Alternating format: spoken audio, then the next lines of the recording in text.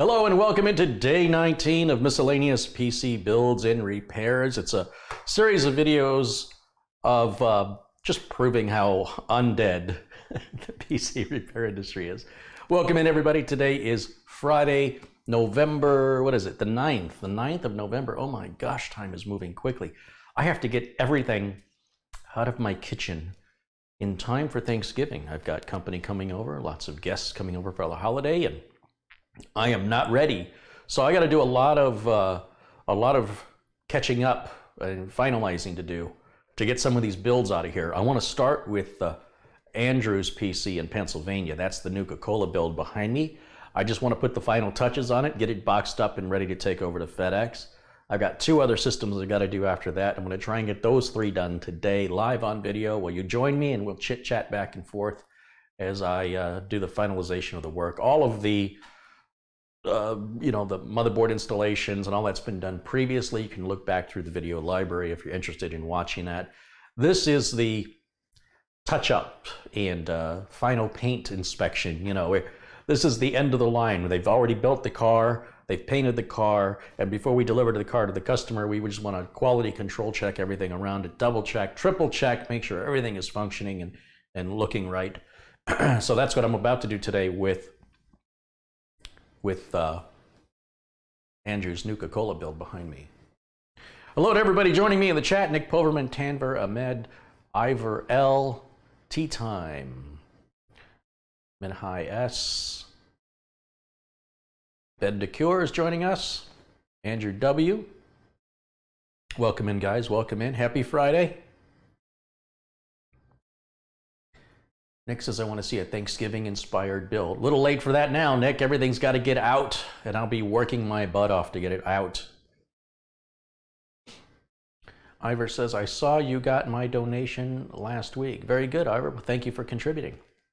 Tim Burchard has joined us. All right, guys. So let me get some work started here. I got my caffeine ready to get some energy to turn a screwdriver.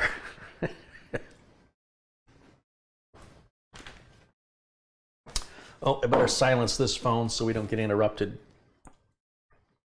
Nothing more frustrating than unnecessary distractions. So let me just get this turned down. There we go. Yeah, just as I was doing it, somebody texted. Oh, it was me. It was my notification that I just went live that alerted me on my phone. Good to know. I shouldn't be going live unless I know about it. All right, so this machine right here, this is my personal machine. And I'm not going to do much more with it for a while. I don't have any time, and I don't have a graphics card for it yet. Graphics card prices are dropping as we speak. You know, the MSRP on a 2070, an RTX 2070 is under 500 bucks. They're selling for under 500 bucks. So if you say, ooh, I see that 1070, that GTX 1070 on sale for 350. Should I buy it? You're going to kick yourself in the butt when the RTX 2070 is 350. And we might see that after the first of the year, shortly thereafter. We might not. I could be completely wrong. But there's also Black Friday sales that have yet to appear. And of course, if they don't have a very good Black Friday or Cyber Monday, you will see even more aggressive pricing as we approach Christmas Day. And then beyond that, we'll see a lot of discounts sometime in January for any existing inventory they want to blow out, especially on older cards like the GTX series. Then the RTX series, once the supply and demand level off a little bit, you'll start seeing decreases in those. In my opinion, I would not buy a graphics card right now. So I think I'm going to just button this up for now. I'm not going to do any cable management. As you recall, I took the fan out of it, and I got to contact NZXT about that. I may just replace all these fans with another manufacturer of fans. I am not a fan of those fans. There, I said it. So in the box, I'll have the bolts I need to put the glass panel back on. And I love the way NZXT designs their cases, much more than their motherboards, I'll tell you that. So let me grab the glass panel here. Yes, this one is mine.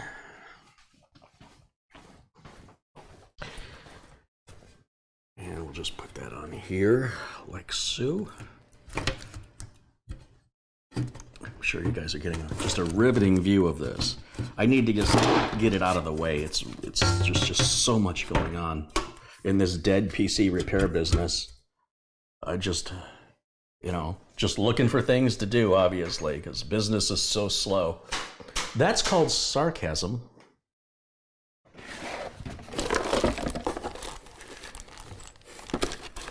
Makes me nervous leaving that piece of glass just resting with gravity. It could fall out at any time it hit my tile floor. And I don't think that'll fare well for either my tile or the glass panel. But now that I'm getting some thumb screws in there, I'll feel a lot better. It's not going to go anywhere. So I just, like I said, everything on this is fine. It's working. There's nothing more for me to do with it at this time. And I don't have any time, even if I did have it finalized, I wouldn't have any time to start to install my software and configure it and start to use it. Do that when things slow down. Perhaps after the holidays. It's possible things could slow down before then. I will say consistently every year as far back as I can imagine, or as far back as I can remember, I should say, the time between Thanksgiving and the first of the year is always very, very busy for me. I would say that perhaps, hold on a second. Perhaps the time between December 26th and December 31st tends to be a bit slow. It's everything ramping up towards Christmas, and then every once in a while, I get a couple calls between after Christmas and before New Year's about something that happened, because most people, they're still going to work at that time, and so problems still happen. That's a time I like to take off personally, but I don't get to choose my time off, generally speaking, because I'm self-employed. I have to answer the phone when it rings, and so my time off turns out to be a day when the phone didn't ring, so I don't know that until the day's over. That's part of the joy of being self-employed without any employees. Obviously, if I had some employees, I would have more freedom, but on the other hand, I would also have to have more work to keep the employee busy. So that's added stress. So I can't win for losing on that one. I just do the best I can given the situation, and I wouldn't change it for the world. So this is buttoned up. Let me just throw it back in its box, which I've got over here somewhere. Here it is. This one, I guess, all these boxes are exactly the same. And so are the glass panels and side panels, but I'm putting everyone back the way it came in the original box. I'm just OCD that way. And I'm not even going to wrap it in plastic or anything. We'll just, let's see, how did this go on? That looks like a bottom piece to me. This looks like a top piece. Yeah, it's got the hole cut out for the, or this hole's cut out for the top. Nice. And let's get this flipped over the other way. This thing is not light, I will tell you that. Oh, jeez, oh man, oh my gosh. Oh. Oh, it's definitely not a Nook, I can tell you that. All right, now this one's got the holes on the bottom for the feet.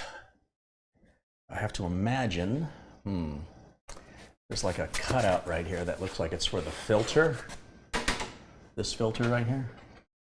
I think, does that fit? Yeah, so that's how we know which direction that goes on. Just slide that back in for now. We will revisit this at a later time. After everybody else gets theirs, I'll get mine last. Sort of like the cook, The cook eats last. Everybody gets fed, then the cook can finally step away from the stove or the grill and then join everybody when everything's cooked. And so it works that way when you're a computer tech. Your customers come before you do. And so I will have this beautiful, super fast, super quiet, ultra reliable, presumably, computer sitting in a box indefinitely until all of my clients are handled first. That is the way a professional does things. Sorry, customer, I can't help you today. I'm fixing my own system. Oh, you know what? I'm doing this the hard way. Let me flip this over like this. Just a little tip for you guys if you're boxing up computers. Flip this upside down, and we'll just set the box on top of it. See? Working smarter, not working harder.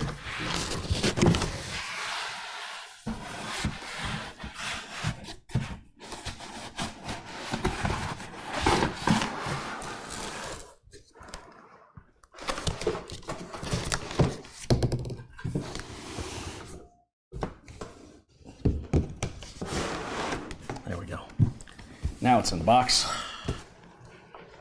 And now we can just bring this down. And my counter's a little more open than it was just a moment ago.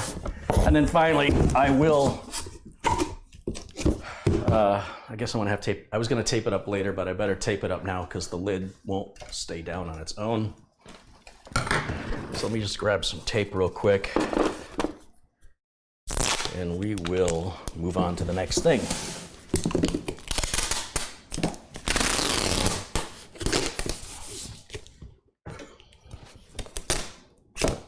That's good enough.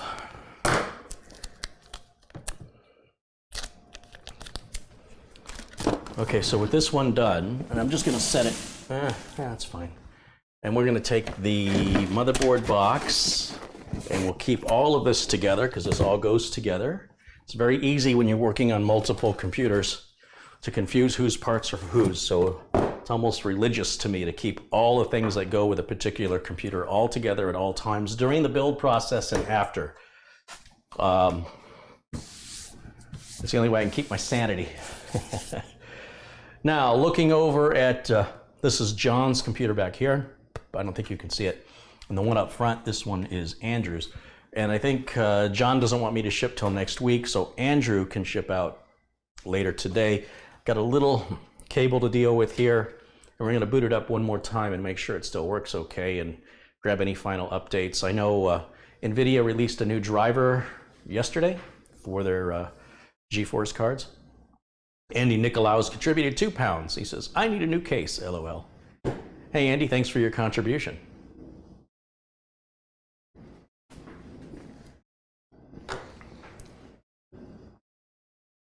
I try to include as much as possible in the build videos, everything from unboxing to reboxing, and even when possible, showing delivery to the customer.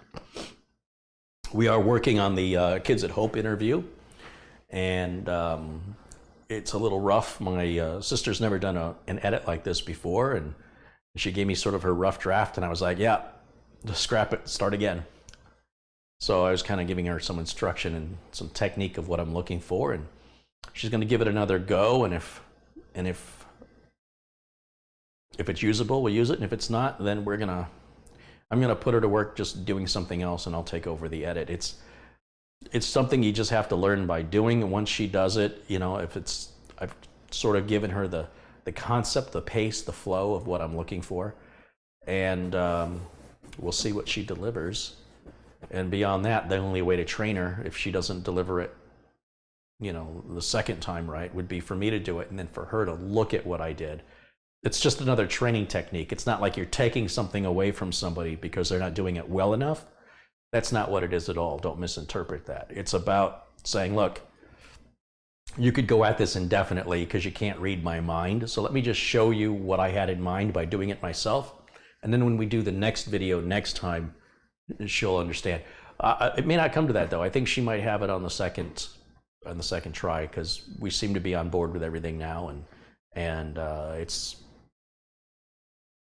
it is what it is. We'll see what it turns out to be, but at least somebody's working on it because before it was just sitting. So any work being done to it is progress at this point. I'm really trying to get it done in time for holidays. It would be really great to kick off 2019 by delivering some new builds to them. That's just my own personal goal. And Yesterday we talked about Microsoft's activation issue with their servers. That problem was resolved yesterday. It started in the morning and they resolved it by the evening. If you were not impacted by it, then you will not be impacted by it. If you are impacted by it, then it should have resolved itself. If not, reboot your computer or go through the troubleshooter on the activation side and it should resolve, and that's all over with. So if it didn't affect you, you weren't affected. That's all there is to it. A lot of people ask questions like, how would I know? If you have to ask, it didn't affect you. Some people ask, is it okay to install Windows? Yes. Some people ask, you know, I'm trying to think of some of the other questions that were asked. Basically, if you have to ask anything, it doesn't affect you. If you have any questions at all, it doesn't affect you. So go along with your day. Everybody else, it should work. So. All right, so this one is Andrew's. I think we should get the Lazy Susan out for this because it is so heavy and I'm gonna need to rotate it around a bit. Here we go.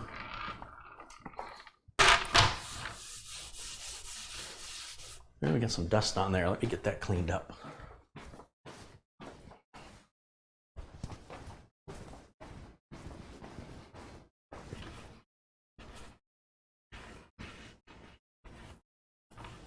Much better. Love living in a desert, man. Love it.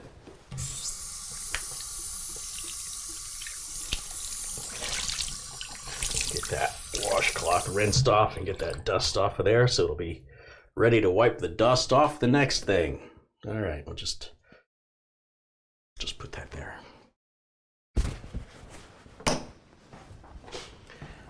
Okay.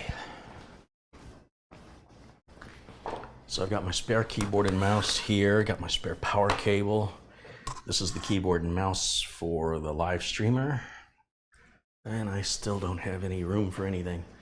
I'll just put it here so that I can get this moved.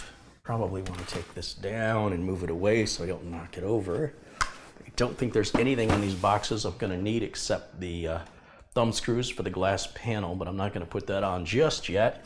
Got to take care of this little wire management issue. There we go.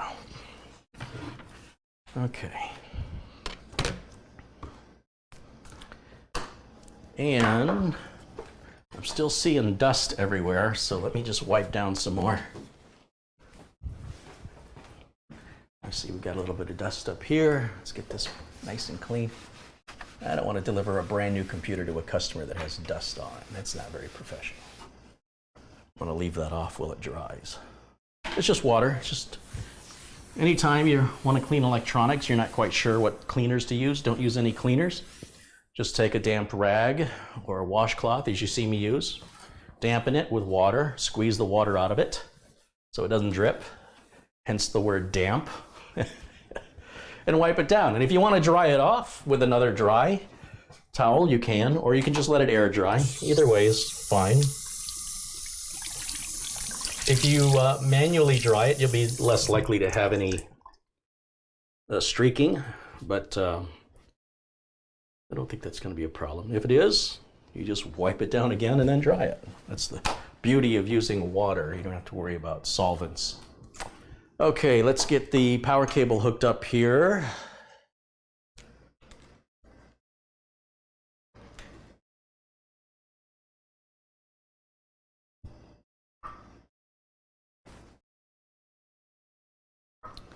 There we go. And we'll plug it in here. I think I'm going to dry that off so I can put that antenna back. When I dry things down or dry things off, I like to use a microfiber. And you can use that for a damp cloth as well. It's just less likely to leave any lint behind or leave any fine scratches in paint. This is what people will use when they're drying off expensive cars. You know, they'll use a microfiber. And they're pretty inexpensive now. They don't hold water very well, which makes them really good for drying cars. Okay, you know, after a car wash, not just randomly. I feel like I needed to say that. What has the internet done to me? All right. Grizzly's Place 63 has contributed $10. He says, hello, Carrie. Love your videos, and I'm very happy to support you. Thanks for all your advice on computers and life. Very nice. Thank you.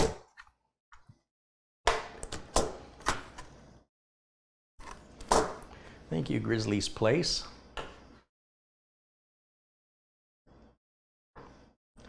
Shane says, no streaking for Carrie.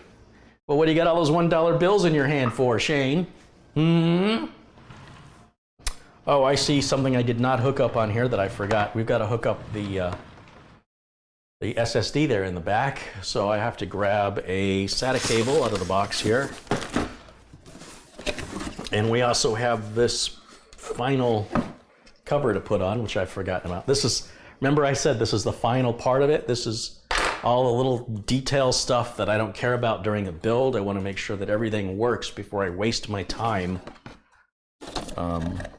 you know, finalizing everything, only to have to take it back apart again.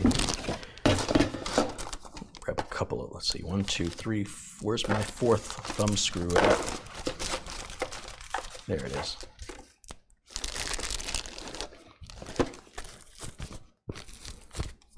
I don't think Andrew wants dog hair. We'll get rid of that. There we go. Okay.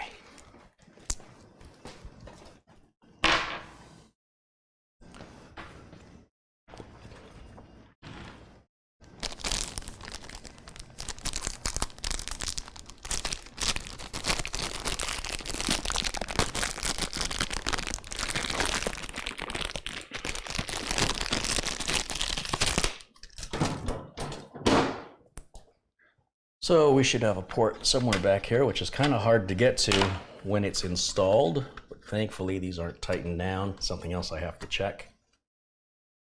Just take that thumb screw off of there.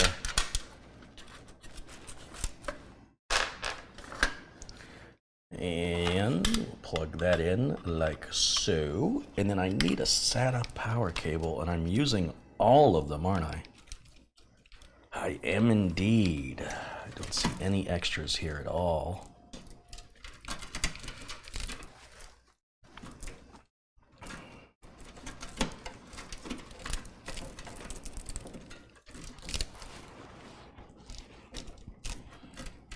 That's fine.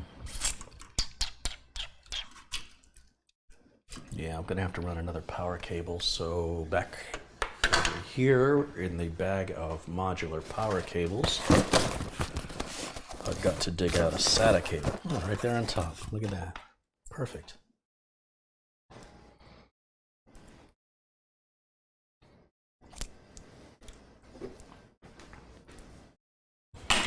And then after I get that hooked up, we'll boot it back into Windows, partition and format it.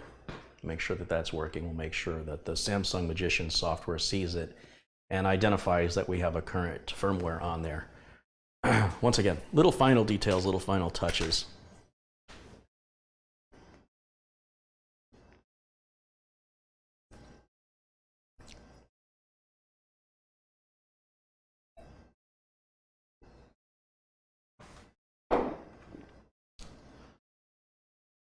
All right, let's see. I have to figure out how to get my hands in here now. Flashlight time. Let's see how this flashlight works that was sent to me the other day by Dave in Tucson. Holy smokes.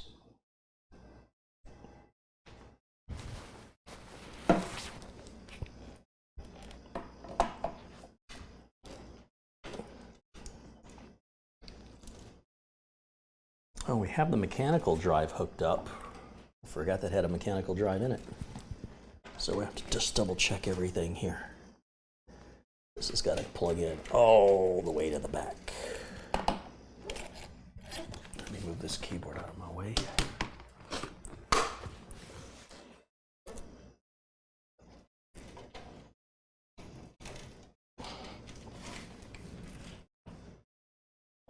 I shouldn't have that plugged in. Let's unplug it.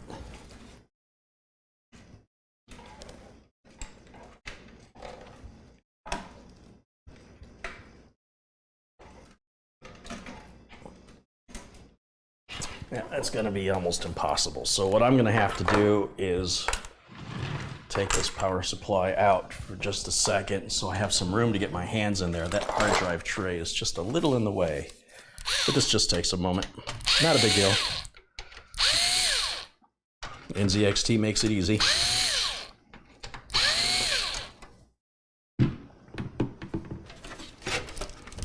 Now I can get my hands in there.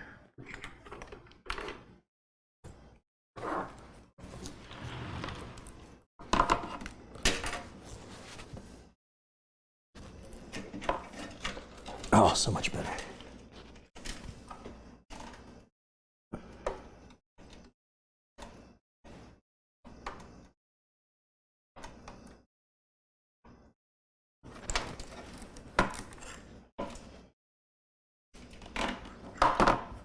There it is.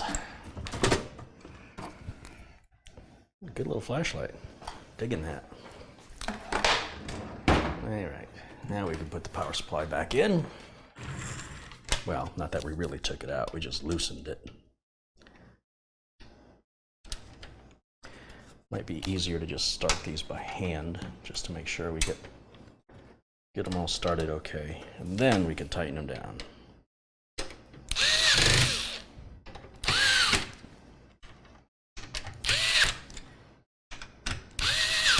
Very good. Okay, so back to life, back to reality. Oh, I started breaking into a song there, didn't I? All right, so any of these three cables will work. I'm just thinking of what's gonna look cleanest.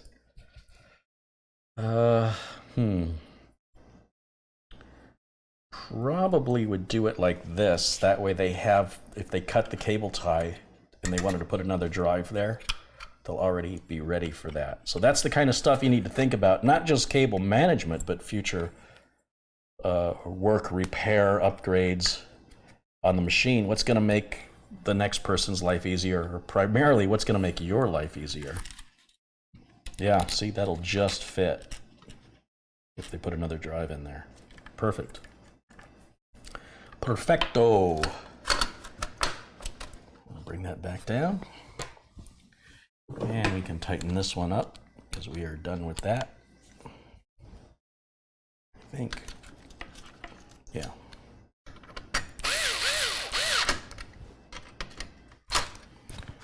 I do have a little bit of a concern the way this wire management is working here. Let's get this out of the way. I don't agree with that. And then we'll bring these straight down like this and then bring that over. See, that's a lot better. It is just Velcro, so. And we can replace that with a wire tie if we need to, but this area will be covered up. No one's going to see it, but anybody who works on it, we want to make their life as easy as possible. Because that person may be me, for all I know. And then this can go right by where the hard drive is plugged in. This is the hard drive cable here, so we're going to bring it in the same route, or as near as we can get it.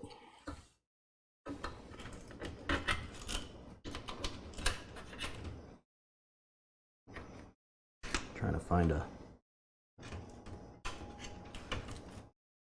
clean route. It's getting a little crowded with the cables. This is why the cabling is often the most intimidating part of building a computer for most people, is they see all that and they go, oh my gosh. But when you're just doing it one piece at a time, it's nowhere near as confusing as it looks when it's done. So that's the good news. And then I'm just going to plug that here on the motherboard, which is a little difficult to get to because this bar is a bit in the way here. It's going to be a challenge, but I think I can do it. You see, I set myself up for success when I plugged in the mechanical drive to the SATA connector at the very bottom. So that way all I have to do is plug this one into the top. Can you imagine if I had to try and plug this one into the bottom? If one was already plugged into the top, I would have to disconnect it in order to find the slot. That is a tight fit. This is an attractive add-on piece, but you can see it does get in the way of working on the machine. And that is often the case with aesthetics, that sometimes the Sometimes there is a form over function. Seem to be having that. Remember, this is NZXT's own motherboard with NZXT's own case and NZXT's own cooler. And this is how it's intended by the engineers. Think about that for a minute. This is how they intended it to be. This is not a surprise. This isn't like we picked some random motherboard. This was all meant to fit together. And according to NZXT's engineers, this is totally acceptable. So I would like to bring one of NZXT engineers over here into my kitchen and show me how to hook that up without disassembling anything. Show me why that was such a smart design. Maybe they'll teach me something, or maybe I'll teach them something. Either way, it seems worthy of our time to start holding people accountable for making these decisions. It is frustrating because on any other motherboard, I would have been done relatively quickly, just would have snapped it in, but now I have to struggle with it because it looks prettier. And that's bad design. So do you blame the case or do you blame the motherboard? In this case, I'm going to blame the motherboard since they knew that motherboard was going to be used in this case. I mean, it's a Nuka-Cola cover and a Nuka-Cola case. Where else are you going to use it? And that sucker, it just doesn't want to go on there.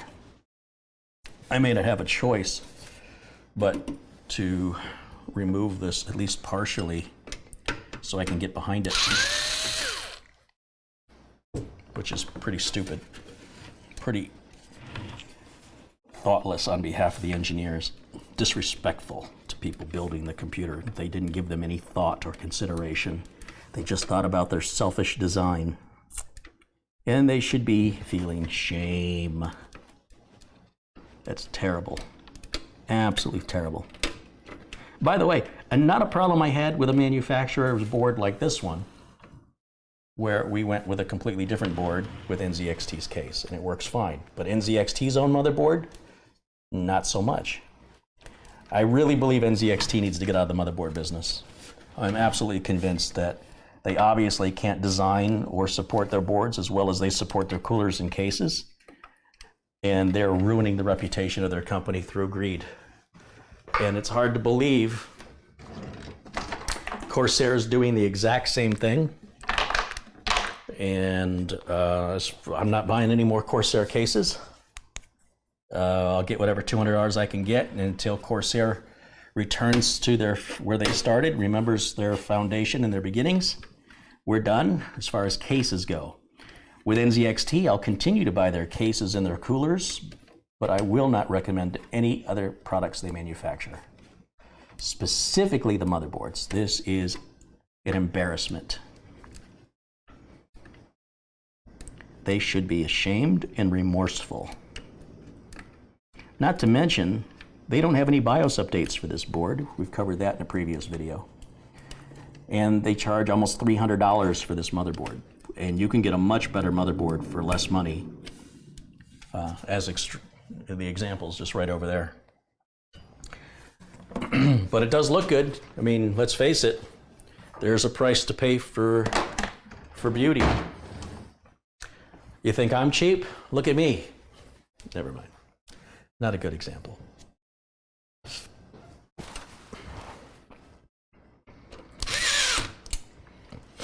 Yeah, that's horrible. That is absolutely horrible. Shame, shame, shame, shame. All right, let's run the rear case fan out here. And let's bring it down. We can actually bring it right through this wiring loop that already exists.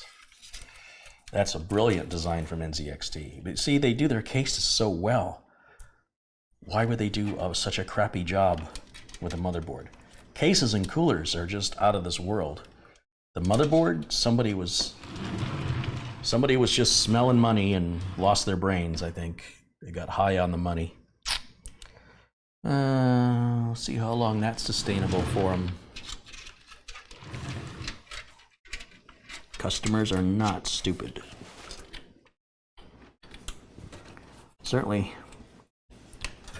customers that build their own PCs anyway.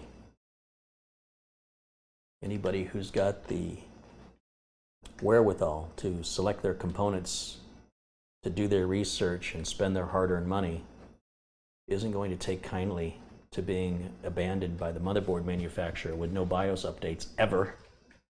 This board ships with the original BIOS. You very rarely see that from any motherboard manufacturer. So NZXT should really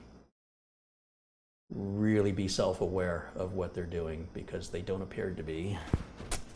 Now, as far as this goes, this is going to be a little bit of a challenge. This is another little problem I have with the board, and that's putting this little cover on, because all these other cables are in the way. Specifically, the CPU power cable sticks out quite a bit. And I'm just trying to determine how we can route some of these cables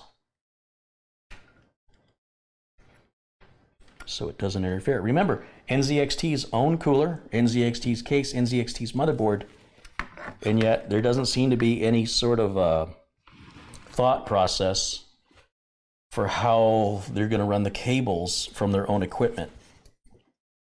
You know, it's one thing if you said, well, that's what you get for using a different manufacturer, but we're not using a different manufacturer. NZXT almost graded everything. Almost.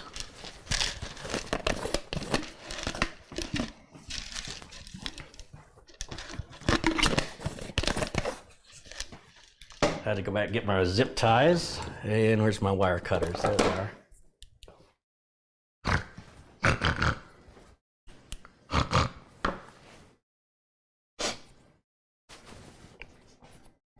Sorry, it's my Brent Kavanaugh impression. All right, let's just get this one little wire tied right here from the NZXT Kraken up to the motherboard CPU fan header. Get rid of that slack. There we go. And let's see how this is going to fit. And by the way, if the customer ever wants to use any of these connectors, they're going to have to pull this off. It doesn't give you any access to those. Just more thoughtfulness on behalf of NZXT. It even appears that I'm not going to be able to route that wire around that way. This is the USB wire for the Kraken. It looks like it's going to have to go in an uglier position because of that cover. Now the cover will hide it. It's just extra steps. Anytime you're trying to really glorify something with accoutrements, unnecessary accoutrements, you can expect to be reasonably inconvenienced paying the price for that. I think. How does that go on?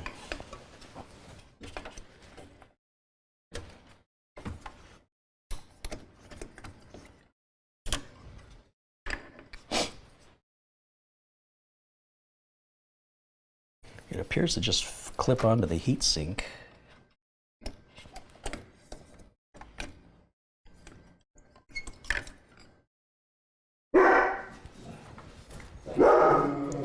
I guess it's going to have to go behind. These cables will all have to go behind the heatsink. I mean, I keep calling this a heatsink. It's a cover, and it looks like all these cables that go onto the cooler, the pump rather, will have to go over this. You won't be able to hide them as I was initially intending, because that would have looked really, really good. But clearly NZXT didn't design for that. So don't mind me, I'm just going to struggle with this for a few minutes till I figure out how it's going to snap on, because it's puzzling me at the moment.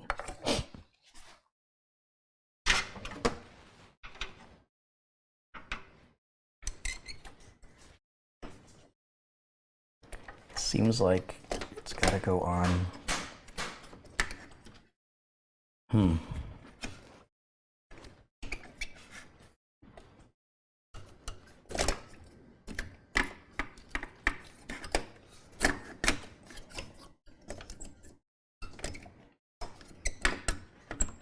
Well, this is fun.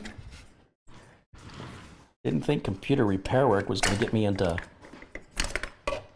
placing panels on motherboards all day, but little did I know when I got in this business, this is the direction it was going to go in. But I will be proud of it when it's done, let's be honest. When I look at it when it's done, I'll be like, yeah, I did that. But while I'm doing it, I'm going to curse it out the whole time because it's not easy. And I'm not familiar with what I'm doing. This is not my wheelhouse.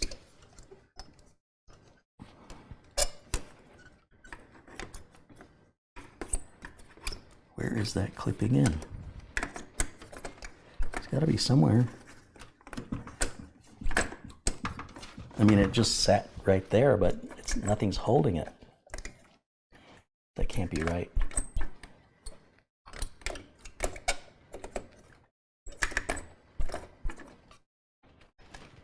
Oh, gotta use some force. Use the force, Carrie. So.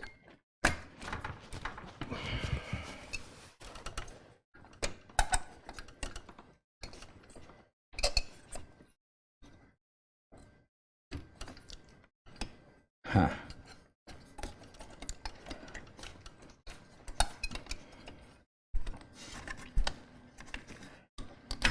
Huh. So there's a clip there, there's 3 clip, looks like there's 4 clips, right? 1, 2, 3, 4. And they've got a clip somehow on the VRM heatsink here. So I'm just trying to figure out, I guess it's not that precise. I guess if you just push down hard enough on it, it grabs, the little clips grab behind the heatsink. They grab onto the fin and then behind it, or just below it rather.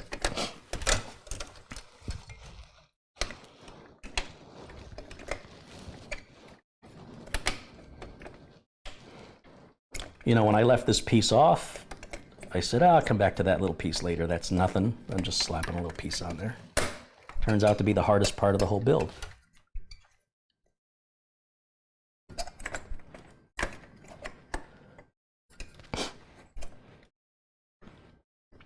I'm going to have to lay the case flat in order to do this. It's very difficult. If you couldn't have surmised that on your own by now. In fact, let me get a flashlight and see if I can see what's going on here.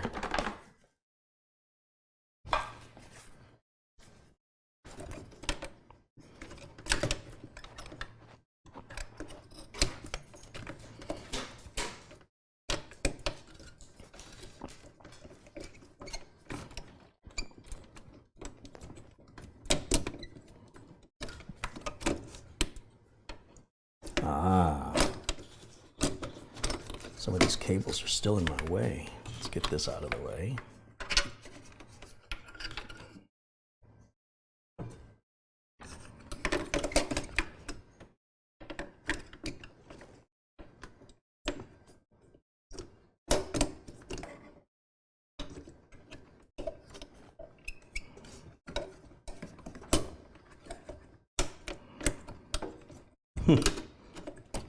Yeah, what a hokey design this is.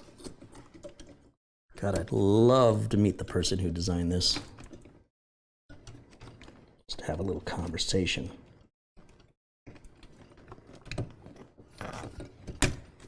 It's feeling a little better.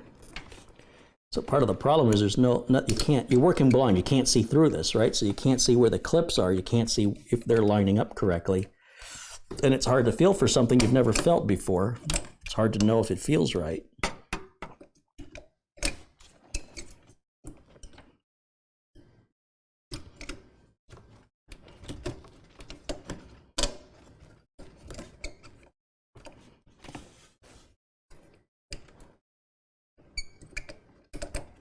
And it's very flexible. It's easy to bend it around, so it's hard to tell if you need to bend it or if you shouldn't be bending it to get it to sit correctly.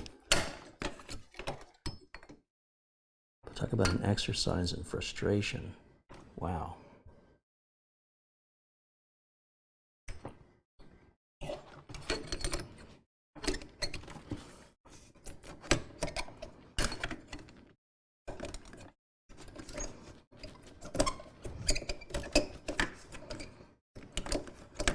So apparently this is all I'm going to get done today. 8 hours later, I'm still here. Almost got it. So close. Wow. This stupid piece. They should have found a better way to fasten this. This is really, really stupid.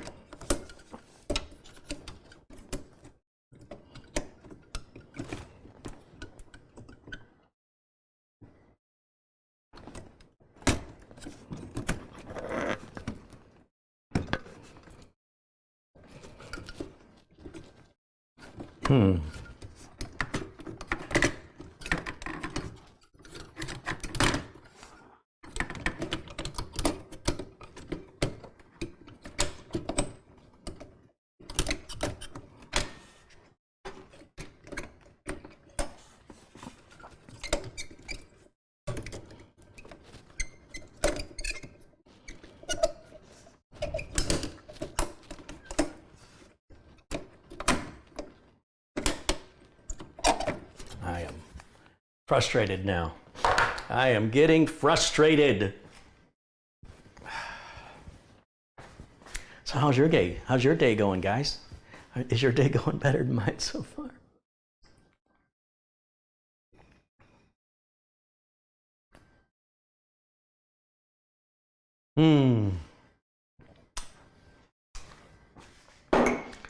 Maybe Carrie needs to break out his glasses? Unless they're X-ray glasses, because I can't see through a metal shield to see where the clips are behind it.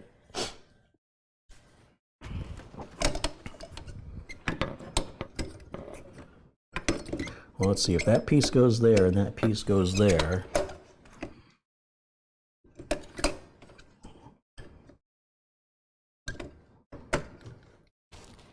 And logically, she's a witch. And what do we burn? Apart from witches? More witches! Wood! Yes. So, how can we tell if she is made of wood? Build a bridge out of her! Ah, but can you not also build bridges out of stone? Oh yeah. Does wood sink in water? No, it floats. Let's throw her into the pond. Hold on. What also floats in water? Bread, apples, gravy, very small rocks, a duck. Ah, very good. Therefore, if she weighs the same as a duck, yes, she's made of wood.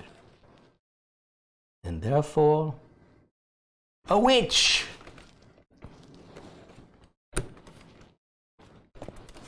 Gotcha, didn't I? I gotcha.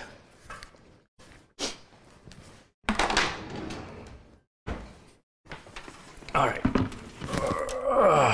There we go. Get my other flashlight. Yeah, that's totally worth the effort.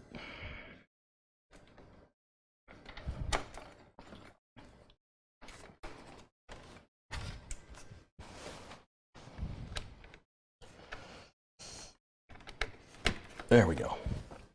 That is going to be the final cable management on this. And my flashlight's dying.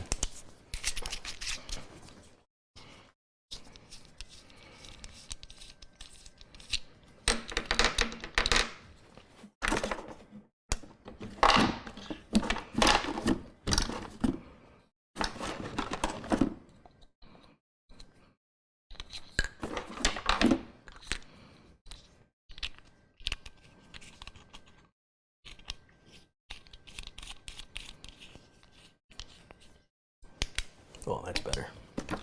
All right.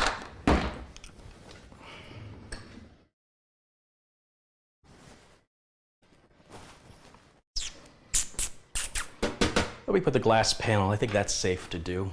Probably not, but I'm gonna do it anyway. He's either brave or stupid. Yes, I am. Brave or stupid. Let's see. These panels are John's.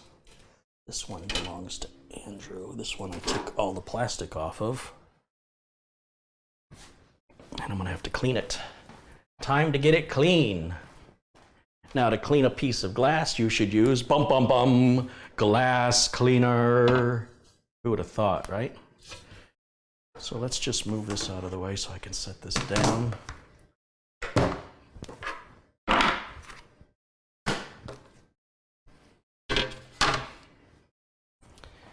So professional glass cleaner I have.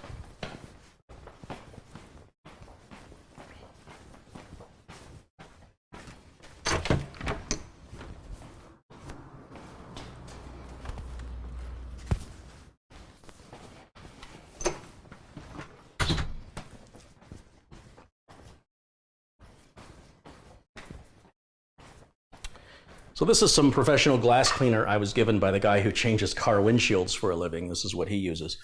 And I'm just gonna spray a little on there. And then I'm gonna grab my microfiber cloth because we don't wanna scratch the glass, which could happen with a regular cloth or a paper towel. Could scratch the glass. So microfiber to the rescue. And we'll give that a good wipe down.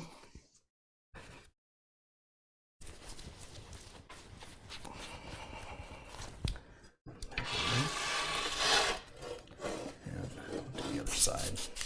Got a weird fogginess right here. What is that?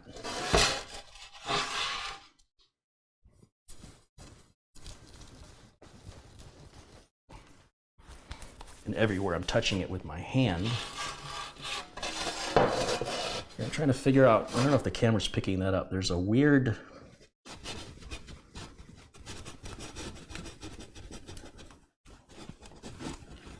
oh, you know what? The plastic's still on it, isn't it? Okay, I'm an idiot. That explains that. That's all right. At least it's, I know it's clean. I know it's clean, but I was just worried about what that mark was. Okay, very good. Yeah, see what I'm talking about? That's the plastic. It's creating that. We're gonna leave that plastic on. I've got the inside plastic off, and the reason I did that is so the customer won't have to take this off. They will have to remove these thumb screws, but they can remove them, peel the plastic back, put it back, remove the next one, peel the plastic. You know, they don't have to take it off. If they want to, they can, but I'm going to leave the outside on for that reason.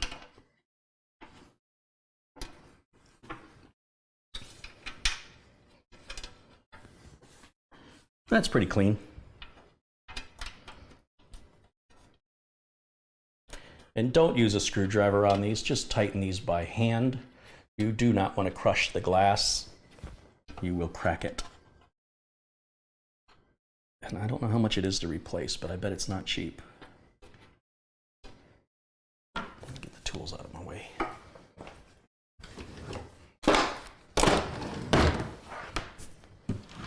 So here's what we got so far.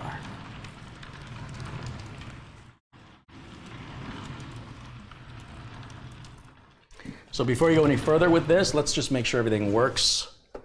So we're gonna give it power, and I guess I can get my glass cleaner and put that over here. I'm not gonna put it away entirely because I might be using that again before too long. I'm trying to think ahead. May not be working, but I'm trying. Grab keyboard and mouse, we'll plug that in up here. Yeah, that looks good.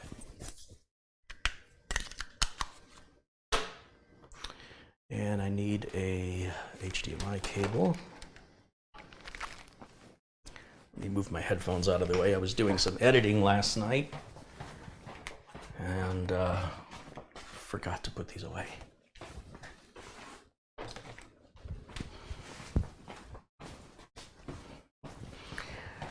Okay, we're gonna get antenna, we're gonna get internet because we have Wi-Fi here. That's plugged in. Oh, HDMI.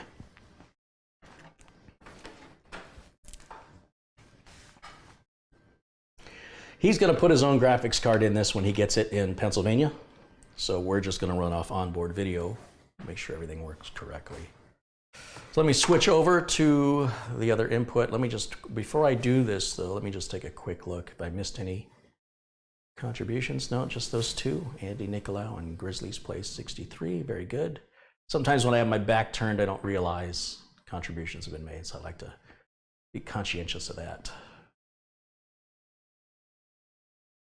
Here we go. Switch over to the other input.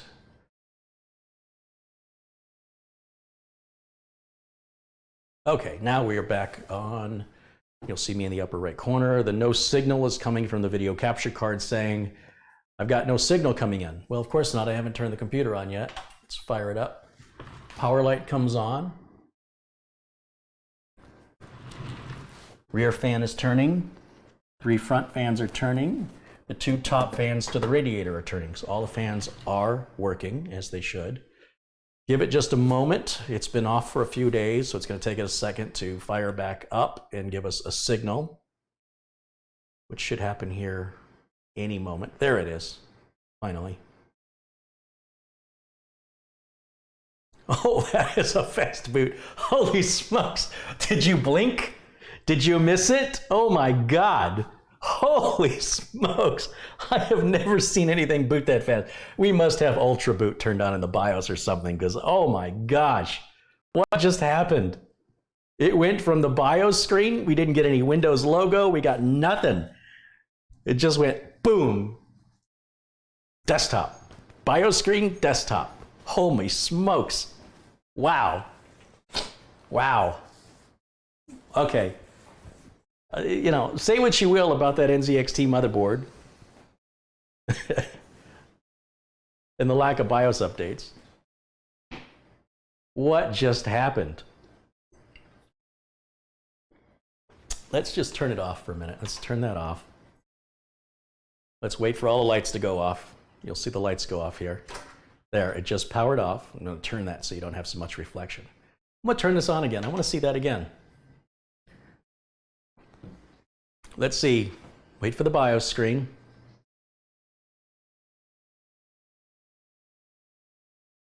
Okay, I'm going to start counting as soon as I see the BIOS screen. Oh, it shouldn't take this long. Maybe it's an illusion. It's taking, okay, 1, 2, 3, 4, 5, 6 seconds. Are you kidding me? Have you ever seen a boot that quick? But on the other hand, the BIOS initialization seems to take a long time.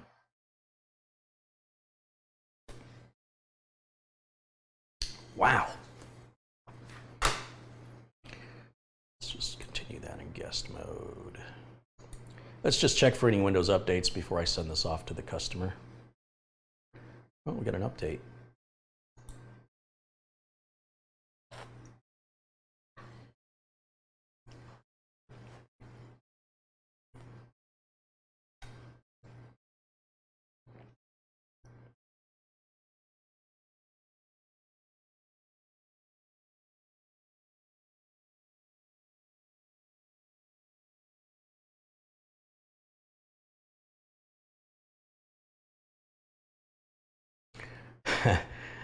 Wild at Art says, I've never seen anybody get so excited about a boot up. That's because you probably haven't spent or wasted, oh, I don't know, how much of my time, every time I have to turn on a computer and restart it over 27 years, how much of that time, like they do a study of how much time people have spent at red lights and traffic, how much of your life has been, you know, if you added it all up and combined it and spend it all in one contiguous long strain of time, it'd be like a week of your life just sitting in traffic, not moving. How much of my life have I just sat waiting for a system to boot every time I've had to change a driver or do an update? I get that excited when a toilet tank refills real quick, so you can do a second flush almost, you know, within seconds rather than waiting and waiting and waiting for the tank to refill. Those are the things that gets me excited. This is what you got to look forward to if you're young. This is what you're going to, oh, we got another update here. I gotta make my screen bigger. Fixed various bugs. Oh, firmware. Okay, let's do it. Wonder if it's going to break my fans. Ideally, it's a firmware update to the cooler, not to the motherboard.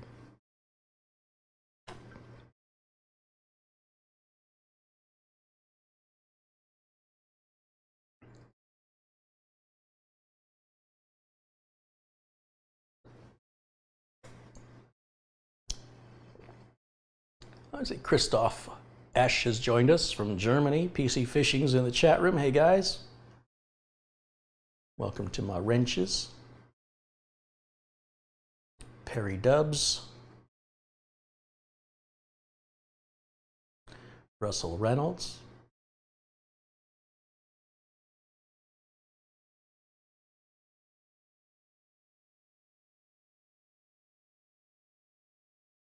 Yeah, to get into a UEFI BIOS in Windows 10, you wouldn't hit the delete key. You actually go into the control panel and you go into recovery, and then you go to advanced, and then you say reboot into UEFI, and then the next time it restarts, it'll jump right into the BIOS automatically without you pressing any keys. But it is a number of mouse clicks versus one key press, and it has to do with how fast the system boots. Jens Carlson joins us, and Dave1182A is joining us, so welcome, guys. Now, since we just did a firmware update, I'm going to shut the machine off, even though it's not requiring it. I'm going to play it safe.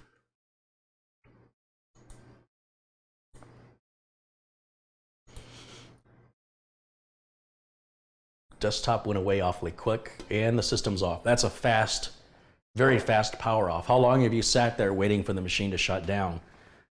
I will say what I will about the lack of BIOS updates and this frustration on the cover and the location of the SATA ports, but when it's all said and done, at least it's performing really admirably. I will give NZXT credit for that, but there's a part of me that wonders how much better it could be. You know,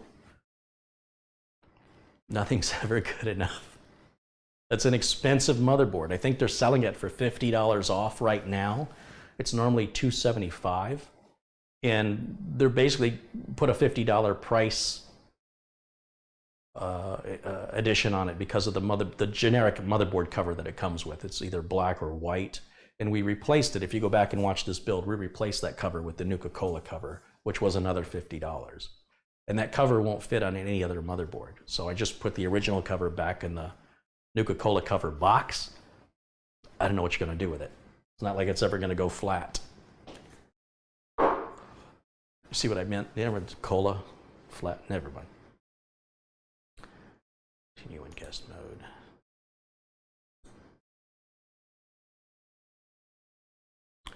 Fans are all still turning. Let's go to Windows Update. Let's check and make sure there's no new Windows updates.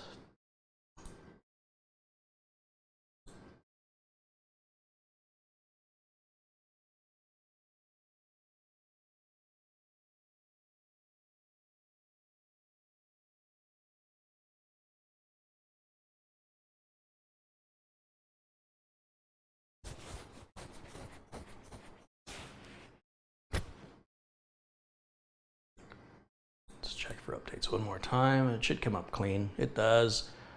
Now I got to format and decide what drive letter order I want all the drives to be. So let's go back to the, let's just go to drive management.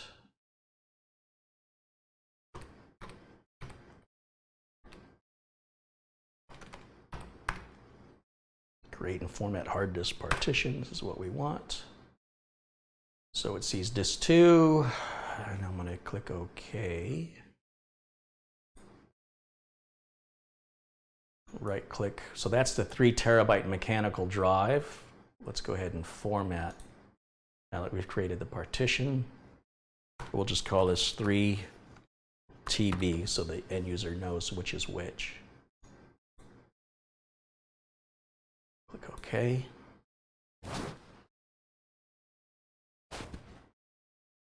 And I actually want to make that drive letter.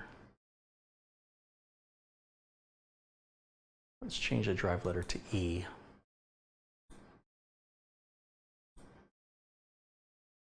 Because I want the other solid state drive. to be D. So the main drive is solid state, that's C. The smaller secondary drive that's back behind it, behind the motherboard, that will be D. And the 3 terabyte storage drive will be E. So here is the Samsung 250 gig drive that we just plugged in behind the motherboard. We click New Simple Volume, click Next, click Next. And it's going to assign drive letter D. Good. And we'll just call this 250 gigabyte SSD will be the title of it. And then we'll hit Next. Make sure that Perform a Quick Format is checked. Finish. All right, now if we go to our PC, we see C, D, and E, and they're all labeled, so we know C is obviously the OS drive. Now let's bring up the Samsung Magician software, and let's make sure all the drives are updated and recognized. We have the NVMe driver, the Samsung driver, and we're looking at the PCIe drive, that's the C drive. We go up here, and we go to drive, the next drive, or we can do it here. Let's go here. Here's the 250 gig. It says the firmware version is old. Update, yes. Do you want to continue? Yes. Don't touch anything. Allow this to do what it needs to do. It's going to take a second. Oh, that's quick. It may not be as quick on your machine. You're going to have to shut down after any firmware update. And when you restart the computer, it may detect a new hard drive. Because when you change the firmware, the computer goes, I don't know who you are anymore. And it may load a driver. So let's turn it back on now that it's powered off. You'll have to manually turn it back on. And you may see a notification that new hardware has been detected. Maybe not. I haven't figured out a rhyme or reason as to why that happens. It may just depend on the severity of the firmware update, just how much it changes. I really don't know. I'm just guessing at that point.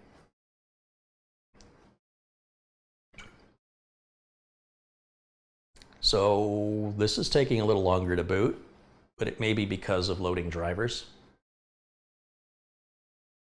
Again, I'm guessing. I don't know. Still not a very long boot time. And I'm going to wait for those system icons on the bottom right corner to fully load. That Samsung Magician software always has a delayed start, so it'll be one of the last ones to appear. And of course, we can start using the machine right away, but I like to wait.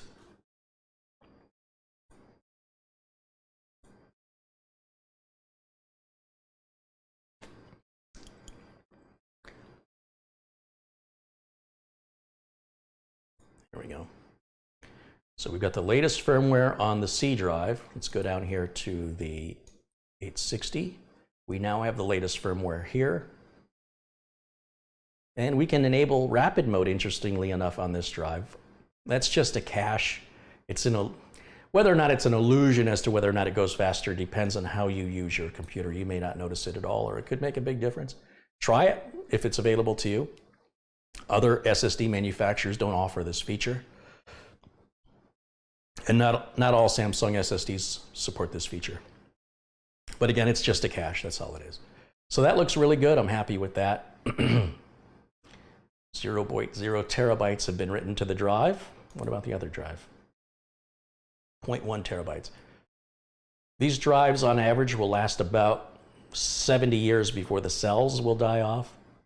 So nothing to worry about there. It'll probably be replaced long before that happens. And let's see, let's turn off indexing. Should already have it off on the C drive. I do. And let's turn off indexing on D and E. And that will be enabled because we just formatted them and it's enabled by default. Now, if you're somebody who does a lot of searching, like within files to find stuff, you might want to leave indexing on. But if you're somebody who knows where your stuff is and you want performance, you may or may not notice the difference with indexing. The indexing happens real quick on an empty drive. On a drive with data, it's got to tag every file to say not to index it. If you get any errors, just tell it to ignore all the errors. And it could take a while to turn that indexing off. So be patient and allow it to complete is the best advice I can give you on that. Let me just double check and make sure that restart is disabled. If it gets a blue screen, I want the blue screen to stay. Normally this automatically restart box is checked by default. I've already unchecked it. What would happen by default is the computer would potentially blue screen at some point and then immediately restart itself, which doesn't give the end user any time to read what's on the screen. And even if the end user doesn't understand what's on the screen, they could at least take a photograph of it with their phone and send it to me or another tech. And then once you've got that photograph, then you can manually restart your computer. Now this case does not have a restart button. I'm sorry, not a restart button, doesn't have a reset button. So you'll have to hold the power button in on all computers, laptops, desktops. If you hold the power button in, it will shut off within about 10 seconds. That's across the board, all Windows computers since as far back as I can remember, since we went to an ATX power supply. Ooh, look at that clock speed. Nice. Nice temps too. Oh man. There's no sense running Heaven benchmark on this because we don't have a graphics card installed in there. We're just running off the CPU graphics. So they're not anything to write home about. They're plenty fine for office work, but for gaming, and this will be a gaming machine, you're going to want a discrete graphics card in there. And again, this is case number 1153 of 2000. I think the owner of this computer just ordered 4 more of these cases. See, he builds computers himself and was generous enough to send the parts to me to let me build it on camera when he's fully capable of doing it himself. Now that's cool. So you've got Andrew to thank for making this video possible. And there's also another gentleman I want to give a shout out to, but I have to go look up his name. I don't want to say it wrong.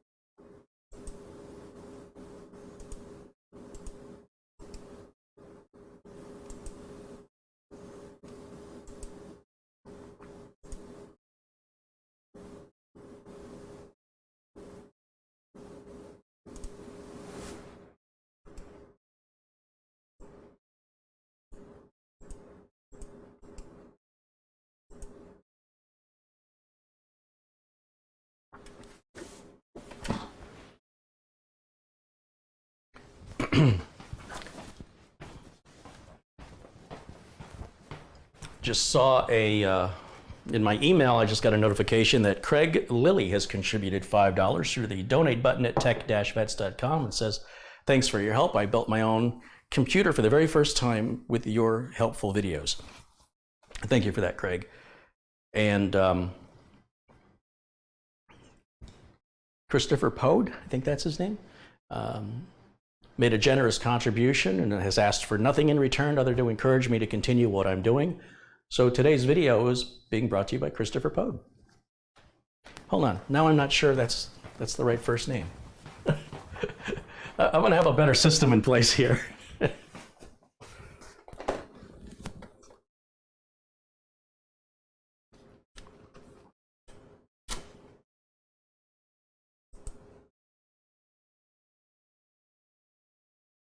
Chris Pode, yeah.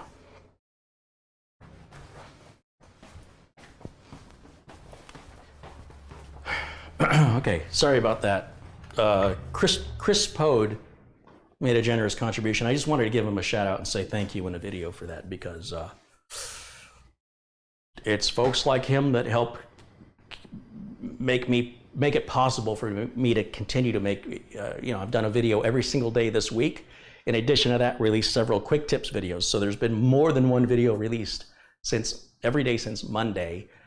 And I couldn't have done that before. That wouldn't have been possible. So between the contributions that come in and the channel growing, it's making that more and more possible. So Chris Pode, thank you. And for everybody who's contributed, thank you so much. That's how this is growing.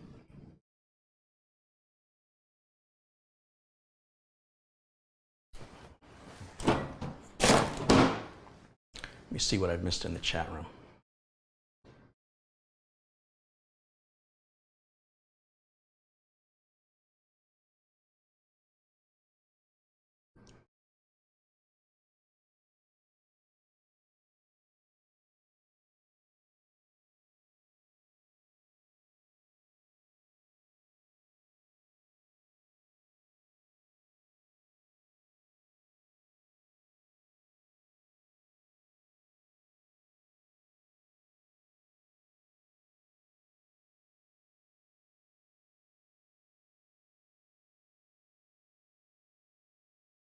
And of course, I always give a shout out to folks like Jesse Kirk and Colin Hilton and Bill Leatherland. These guys have been regular, generous contributors to the channel, and I always want to make sure they get credit.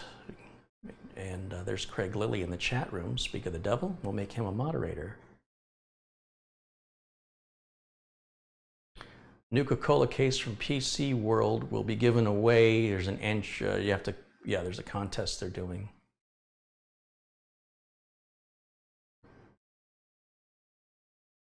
Okay, well anyway, getting back to what I was doing here. See, I'm so easily distracted.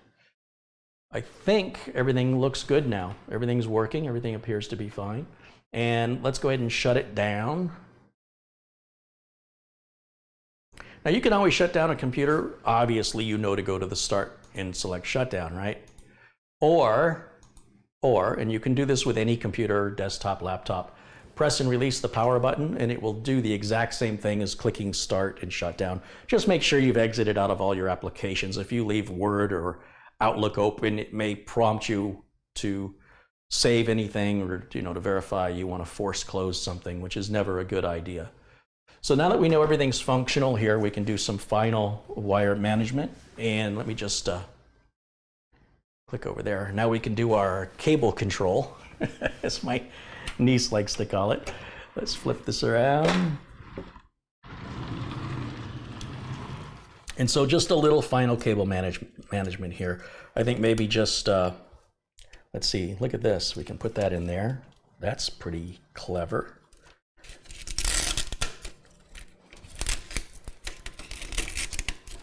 And then we can run it down with the rest of these cables, just like that. Ooh, that's pretty clever.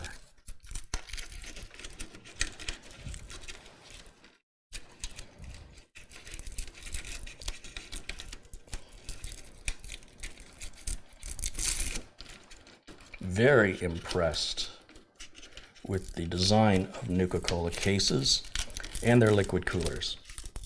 NZXT, which makes the Nuka-Cola case we're working on. Most of this, I'm just trying to think what's going to look the cleanest here. Like this, we can take a wire tie and we can just kind of clean this up just a little bit. It's not going to make a huge difference, but it's something. So let me grab the zip ties. Never use wire ties in a computer. The case manufacturers ship with them because they're cheap, but they do have wire on the inside.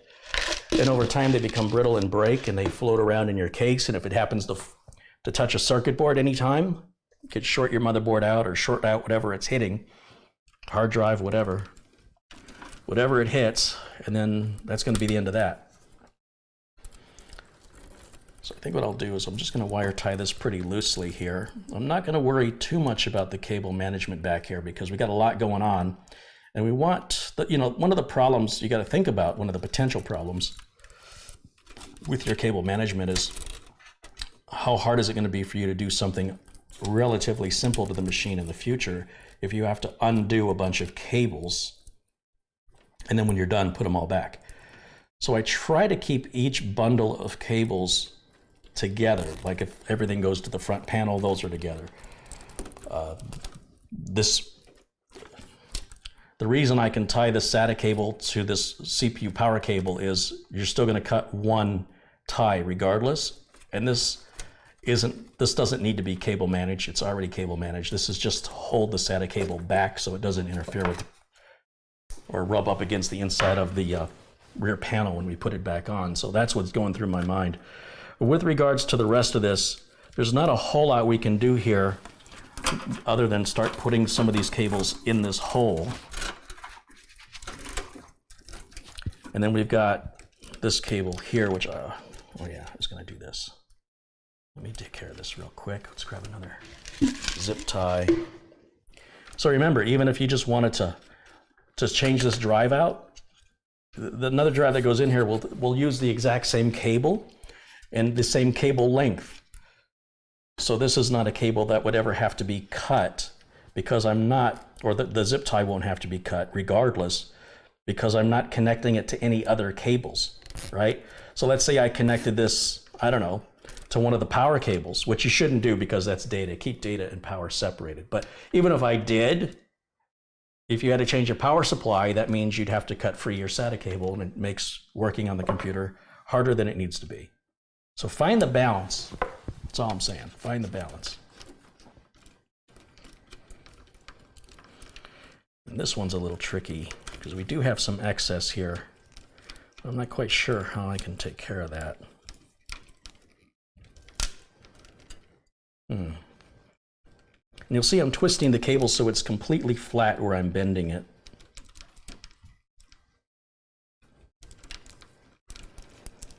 Because we want it to be as flat as possible, otherwise it could interfere with getting in the way of putting the cover on. So I want everything as flat as can be, flat and low.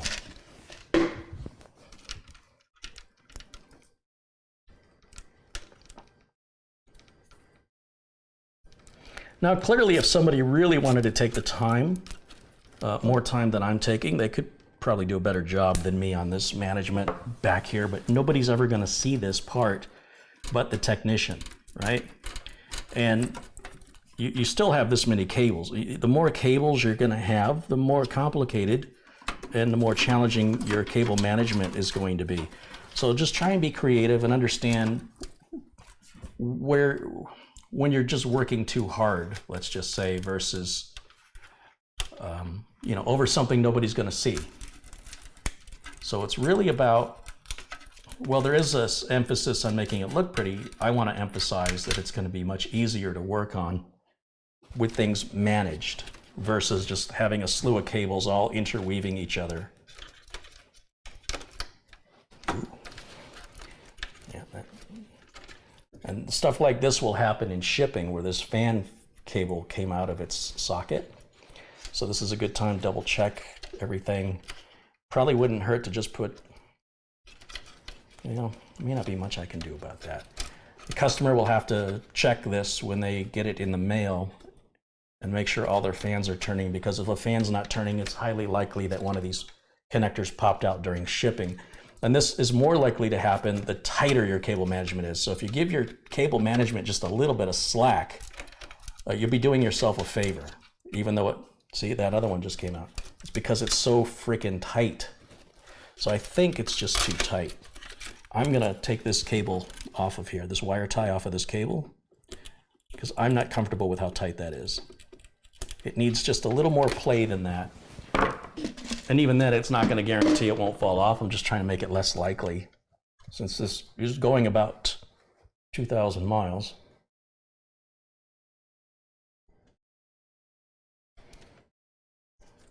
So I think what I'll do is I'll keep all these together like this. Just trying to reduce the likelihood that they're going to separate. When I ship a computer and a customer's waited for it, the last thing they should have to do is work on it. They should be able to receive it, take it out of the box, plug it in, and immediately start using it. Can you imagine such a world? So I'm going to tie these two together. And ideally, that will help prevent those from coming out. So that can go in there. And we'll just use the little Velcro tie. And it's a little wonky, and it's a little thick right there with all these plastic connectors.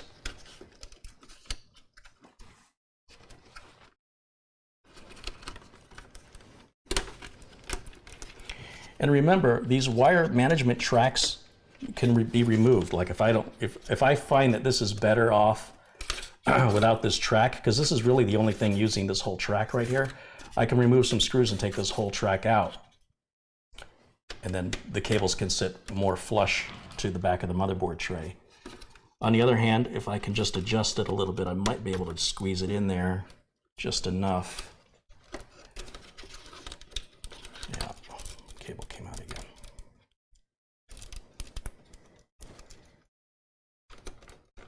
Might even be better to keep it out of the track altogether, honestly. Put it like right there instead. I don't have any way to tie it down though, do I?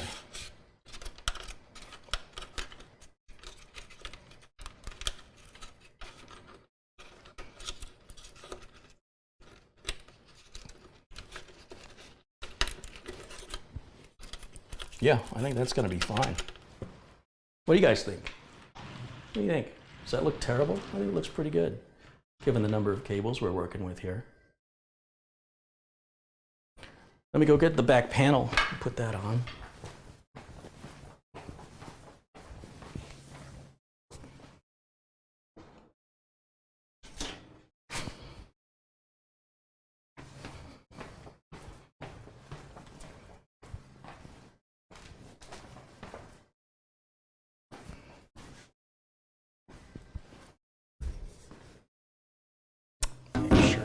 Are on. One final inspection, make sure all my cables are on. Now I love how this back panel goes on. You've seen me struggle with back panels where I've got it's like closing an overfilled, overstuffed suitcase. With this panel, the way NZXT designed it is pure brilliance. You set these bottom tabs into slots on the bottom, and it acts sort of like a hinge. Not exactly, but more or less. And then you just push it until it locks in, and you're done. Right? It's pretty cool, right? I think so. And then if you want to take that off, if we have to work on it, there's no thumb screws to remove on this case. This is the panel you're going to remove to work on it most of the time. And you just push this button right here, and your panel comes off. It's just that simple. Now, if every case manufacturer could adopt such simplicity, my life would be a lot easier. I don't care about me.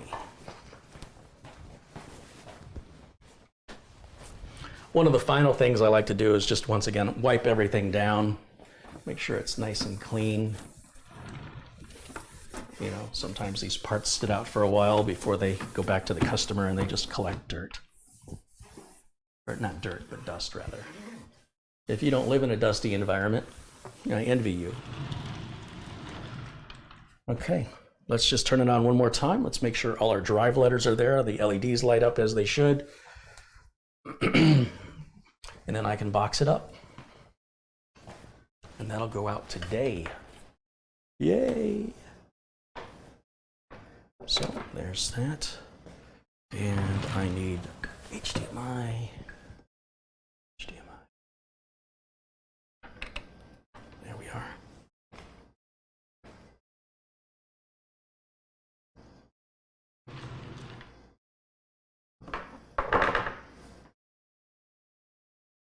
Let's switch over to the other feed.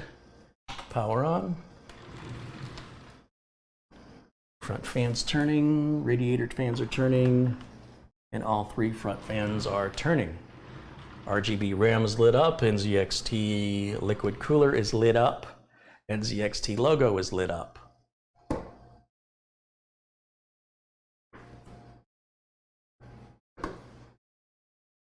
Here we go.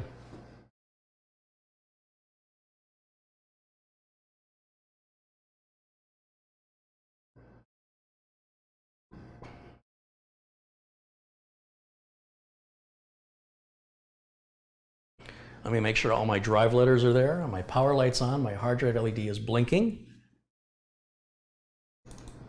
Do I have C, D, and E? I still do. We can do one final thing I can do is just do a little cleanup on the hard drive. I don't have to do it, but I will. We'll just go in here and we'll type storage. Storage settings is what I want. And we're gonna do free up space now. We already did this not too long ago. Let's delete the, we'll leave everything in the downloads folder. Customer might want that, but the delivery optimization files and everything else can be deleted. And we'll click remove files. And we're gonna reboot one more time.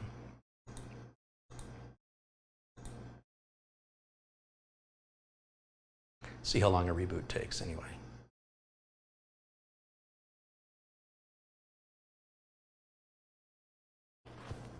Nice and quiet too. Like how quiet it is. Now, it may still, on some systems after doing the storage cleanup, it may say Windows updates are applying. It's referring to the cleanup process. If you've never done it before, it could take a while. And be patient and let it work. And when you're done, you'll have a lot more free space. This is very important on a solid state drive where space is at a premium.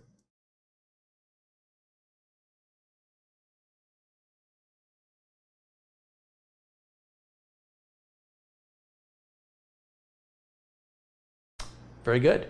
Everything looks good here. Let's go ahead and shut her down. We are done. And this is ready to go to the customer. Let me take you back over to the main camera. And let me go find Andrew's box, which is got his name on it.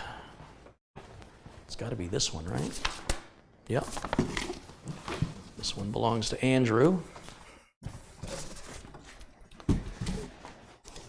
And let's get him a handcrafted by sticker and put that in, well, not a sticker, but a badge.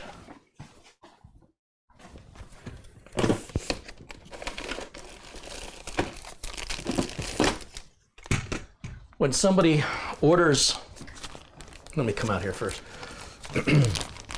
When somebody orders a computer from me, they get a different kind of a badge. These say that their system was handcrafted, not inspired by, but handcrafted by Carey Holzman. These are not for sale. This is just something that comes along with any build I do. So I like to make sure that they have one of those in their motherboard box. I don't stick them on anymore. I let the client decide if they want to stick it on and where. I'm getting too much grief from viewers. I've never had grief from a customer, but only you guys on YouTube watching it give me grief. So I think it's better anyway. Let the customer do it. Put one in there. Sorry, there's another case over here. That one's going to Australia. Make sure he's got one. Let's put one in the box for my Nuka-Cola, just in case I end up selling it before I ever get a chance to use it. I've had that happen. I've had people email me and go, hey, would you sell that Nuka-Cola case you built for yourself? Of course I will. I may not be happy about it, but I'll do it. Because there's always another case and there's always another build. I feel like I'm missing one. 1, 2, 3. I did 4 of these, right? 1, 2, 3. Where's number 4?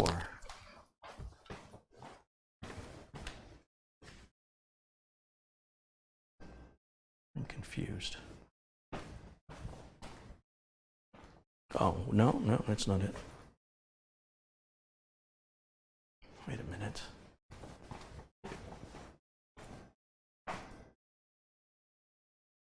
Oh, was it this one up here that I'm missing? Did I not do this one? The one right in front of my face? Yeah, let's put that in that one. That's going to John in California. Make sure John's got one. I want to make sure everybody's got one. If I've built a computer for anybody and you didn't get one and you want one, let me know.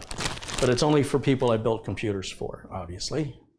I don't want handcrafted by something I didn't handcraft.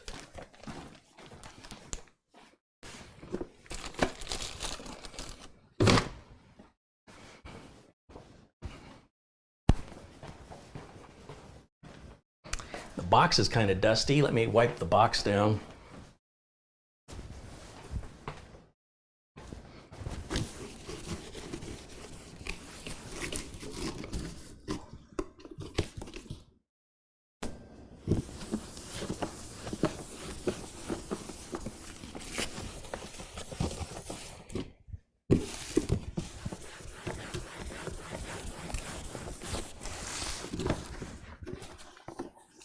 Everything's got to be shiny and clean for my customers.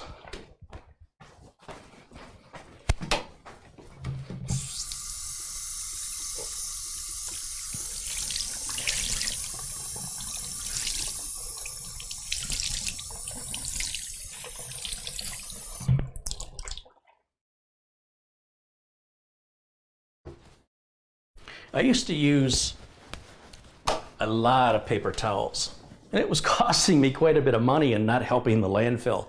And it occurred to me, why don't I was at Target one day and they had a whole thing of washcloths, like a pack of 8 of them for $3 or some ridiculously cheap price. And I thought, you know, if I use these just a couple of times and throw them away, they're still cheaper than paper towels. And I think I've only thrown one away so far. They're lasting a lot longer than I thought they would. So little tip from your Uncle Kerry there on not only unnecessary waste, but saving money. I mean, it's bad enough. The only reason I buy garbage bags is to throw them away. Think about that. What are you buying those garbage bags for? So I can put them in the garbage? Oh, well, I guess that makes sense to an American. All right, we're done with this.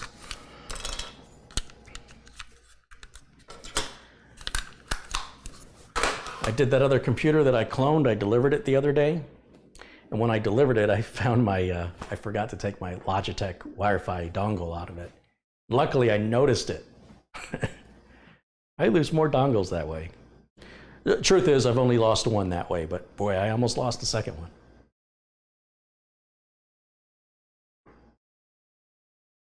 So this looks really good. I need to put this antenna in the box, and what I'm going to do here is I'm going to remove the antennas off of the base because I don't want them to break in shipping. So we're just going to take these off, and we're going to put them in the motherboard box over here.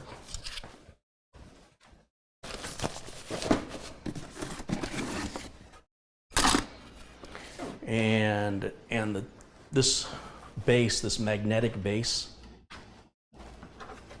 we're going to unscrew all 4 of these wires, pull the HDMI cable, let's pull the power cable, move the switch to the off position just because when the customers are hooking it up, we don't want them hooking it up with the power on the back of the power supply, even though nothing would probably happen. It's just good practice. It's a good habit.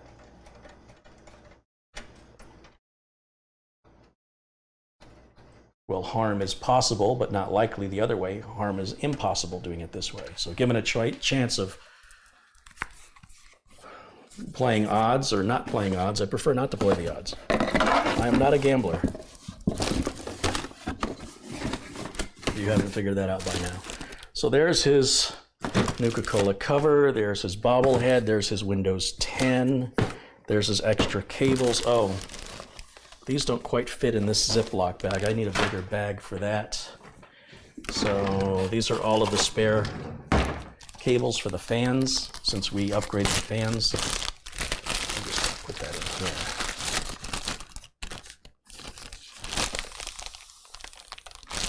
And finally, that will go in the motherboard box, and I think that covers us for all the documentation, all the Go Faster stickers.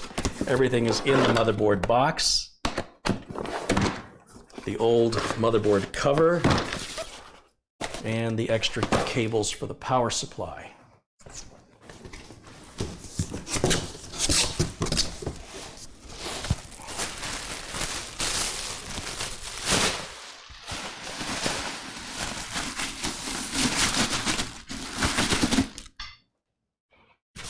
So once again, I have to look at this. This is the bottom because it's got 4 holes. Want that one, yeah. This one is the top. It's going to go on like this. Flip it upside down. Oh my gosh, this is so heavy. I think I need to take it off the Lazy Susan.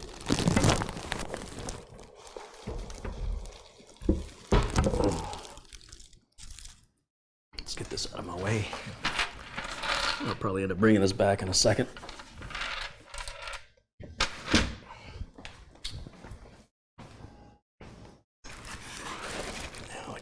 this the other way.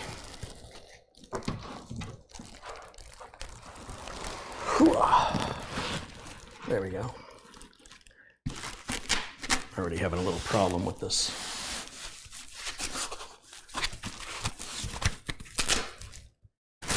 Bring this all up.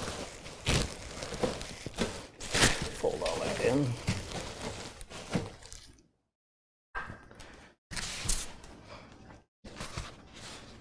That's where the filter is back there.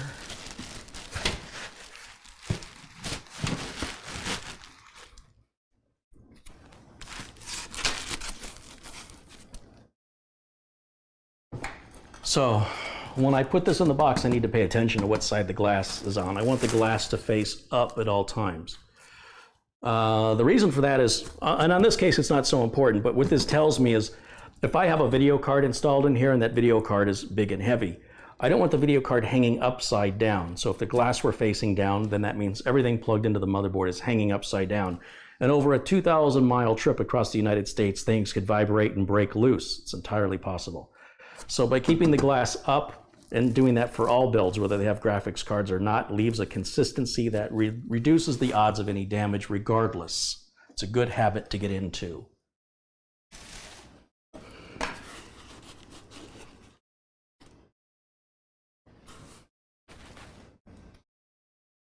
So when it comes to doing this part, I have to turn this with the face down, because when I put the box on it, I want the face up.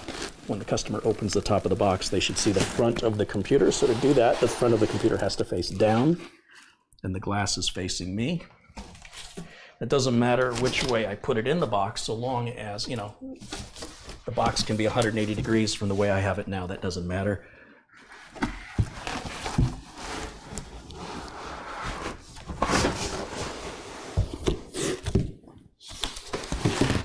There it is.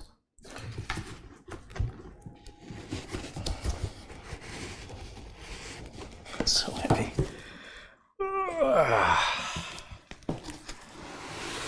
Okay, so this side here has the glass, right? Because that's the side that was facing. No, it's the other way around. Other way, Carrie. All right, all right. So the glass is upside down right now, which means I want to draw an arrow on this case to indicate what side should be up. Right, you see those arrows on packages that say this side up? That's what I'm doing right now. So this side will be up. I'm not worried about having it upside down until it's traveling. That's when it's important, when it's traveling, that things are not traveling upside down. But placing it upside down is no problem.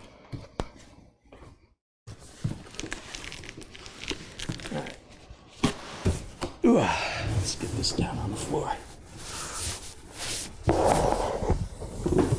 Oh, that's heavy.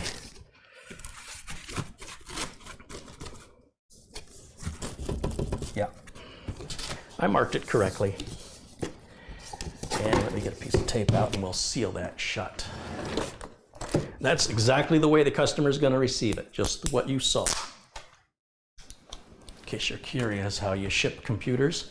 Now this box is going to lay flat inside a larger box, and in that larger box, all the other components, like the motherboard box, power supply cables, all that's going to go on top of this case.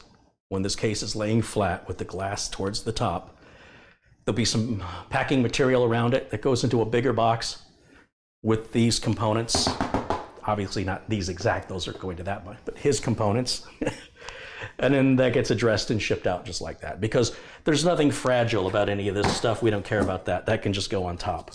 And by leaving the case flat, that ensures with the address label on top, if the shipper were to place the box in any other orientation, it's a very large box and they won't be able to see the address on it. On top of that, I will request fragile stickers on the box, and this side up stickers on the box. Though there's no guarantee the shippers, anyone along the line will honor that. It's all you can do. And so far I've had very good luck shipping computers across the United States. so far. I'm hoping to maintain my track record by just continuing to do everything the way I've always done it. Maintain consistency, and we can set realistic expectations. Okay, so all of this is ready to go to FedEx. I always ship FedEx ground. They tend to handle the packages with care, and they are the cheapest I have found for shipping in the United States. These packages weigh on average about 50 pounds.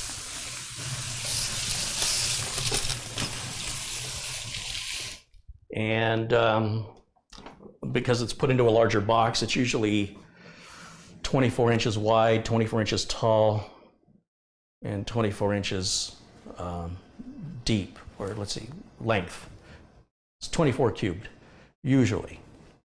And I let FedEx pack it, because if FedEx packs it and there's any damage in shipping, they can't say it wasn't packed correctly, right? It's worth 20 bucks.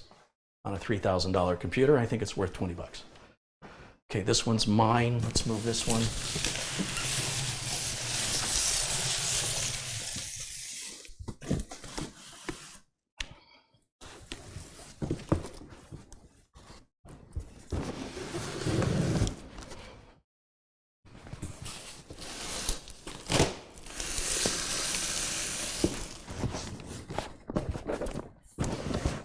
Okay, what's next?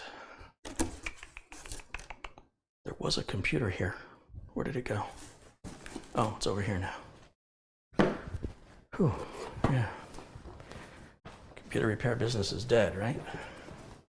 I can't even keep track of these things. I got so many of them.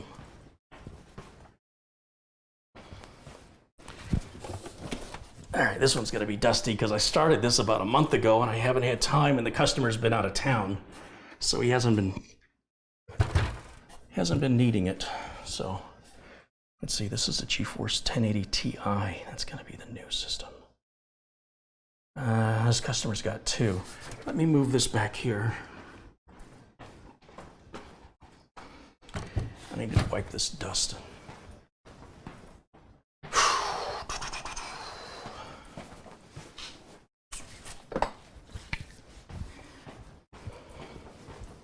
If I had known it was going to sit that long, I would have put it back in the box just to prevent some of this dust on these brand new parts. That's good enough for right now. I'll get back to that shortly. Yes, I still use the little canned air from time to time. I can go through a can in about 6 months rather than 6 minutes, which is how it used to be. And we're just gonna take this dust off of here.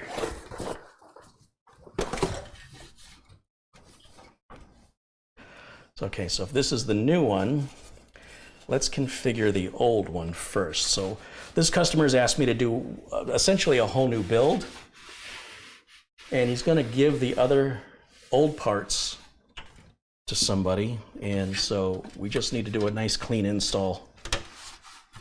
And the other thing I have to do is transfer all of his data, and I've been putting this off, but he does want it this weekend, and I need to get these computers out of here. Like I said, Thanksgiving's coming up, so everything is happening all at once, which is good, I've been able to make videos and do other projects in the time I would have spent doing this, where it would have just sat waiting for the customer. So this makes sure that we're going to have all the latest updates, and we'll just check everything before the customer gets it. You know, when you buy one of those pre-built machines, you're often missing tons of updates because they sat on a shelf for God knows how many months before you bought it. And you could spend hours doing updates on a brand new build. Not a brand new build, but a brand new purchase. Okay, I've got one Nuka-Cola glass panel and cover left, and that's going to go to John in California. Those are his. Set those aside.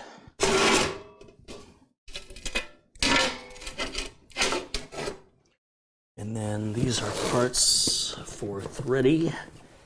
They need to be moved. I have to keep moving everything.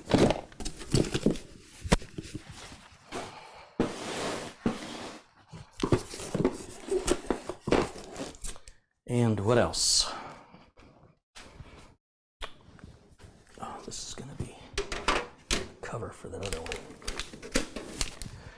Okay, so this is going to be his new 2 terabyte drive that's going to go into this build. What does he have in here? Probably a 1 terabyte if I remember correctly.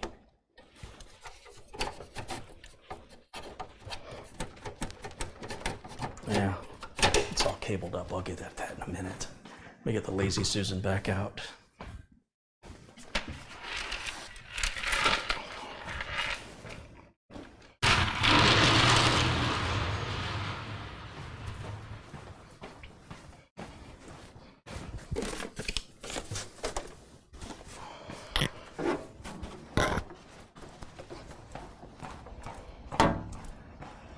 Okay. There we go. And then let's wipe that one down. It'll be nice for me and the customer for these to go back to his house and out of mine.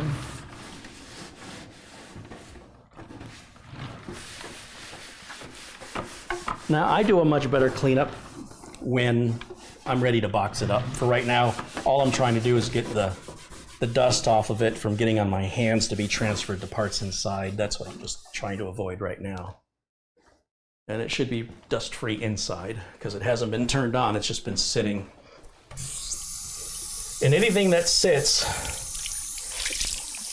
in Phoenix for more than a day starts to collect dust unless you wrap it in plastic or throw a towel over it or something, which I'm working on a solution for that. Once I get caught up with these repairs, I've got a shelving unit to build, and I'm going to drape my green screen cloth over it.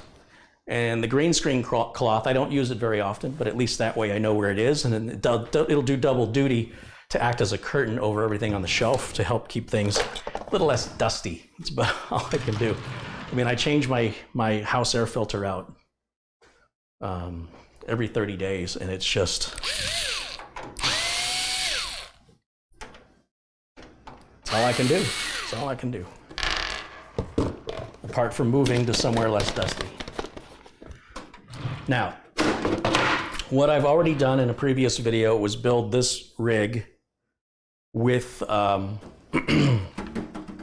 me rephrase that. What I did in a previous video was built the rig over there. And I haven't done anything with it yet. I'm not quite sure why there's a hard drive in there. I'm going to come back to that. Oh, I know why. All right, it's all starting to come back to me now. So this was the customer's original computer, and it's not a slouch by any means. It's a good, fast, reliable machine. And he said, you know, I'd like something a little better. I'm doing some video editing and a lot of photography. He'll shoot 3,000 pictures over a weekend, and he's got a network-attached storage device. So what he does is he keeps his project, the pictures that he's going to plan on working on his internal 1 terabyte hard drive, which I removed from here and placed in there. That's just a storage drive. And he's got 2 solid state drives. And this all didn't happen overnight. We built the computer with 1 solid state drive. Then he decided to upgrade that solid state drive and keep the old one for storage, and then still ran out of storage and went to a 1 terabyte, ran out of storage, and said, I'd like something faster with more storage. So we upgraded him to a 2 terabyte. And then I was confused, like from 1 terabyte to 2 terabyte isn't much. Why didn't we go to a 6 terabyte? But then he reminded me he's got a NAS. So the only thing he's really intending to keep on the storage drives are photos waiting to be edited or videos waiting to be edited. But what's happening to him is the same thing that happens to me. You don't get around to editing them, and before you know it, you're out of storage space. So I told him, I said, okay, so 2 terabytes is fine, because if you haven't edited stuff that's been sitting and filled up 2 terabytes, it's time to move it to the NAS. Maybe make a directory on the NAS that says, you know, one of these days, and just put your stuff in there, because you're risking an awful lot on a single mechanical drive. So with the NAS, he's got a RAID array, which is still not a good backup in the sense that if his house is robbed of fire, theft, burglary, any of that stuff, you know, crypto, ransomware, any of that stuff, it'll be gone.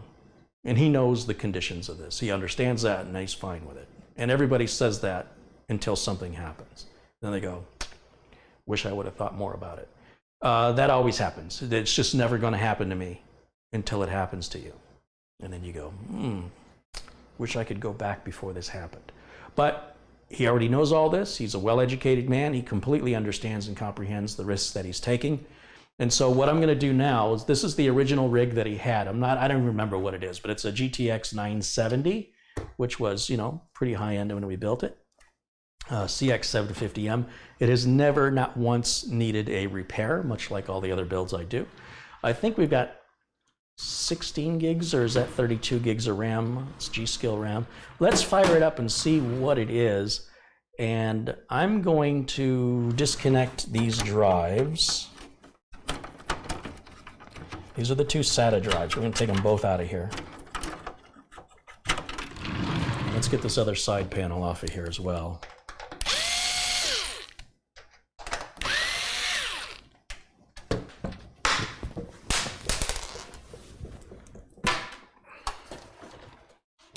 Ooh, that's a tight side panel. There's got to be a lot of cable management right there. Ah, there it goes. Oh, it's not bad. It's just a little bulky right there. That's clean. Look how clean that is. Wow. Very clean. I'm proud of myself. Excuse me while I pat myself on the back. When did I build this? December 2014. Wow. 4 years ago?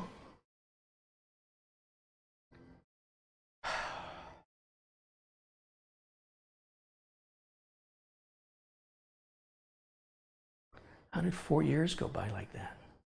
I thought this was like 2 years old. You get older, man, time just goes, takes off like a rocket. It is what it is. I can't deny it.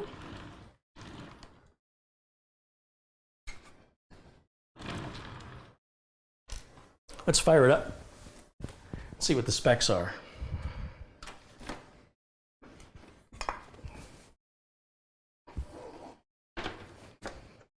I'm going to need an Ethernet cable for this too.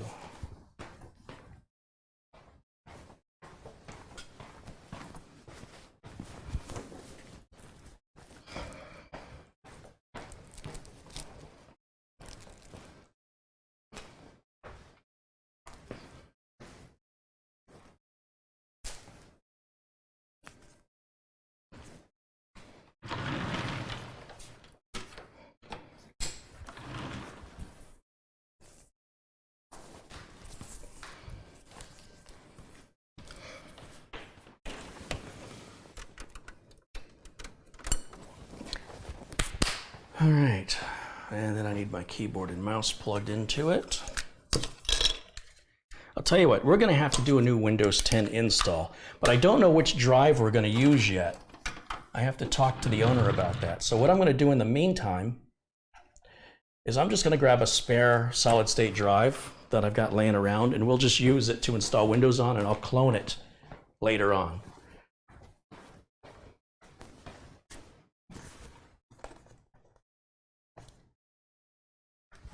This will work.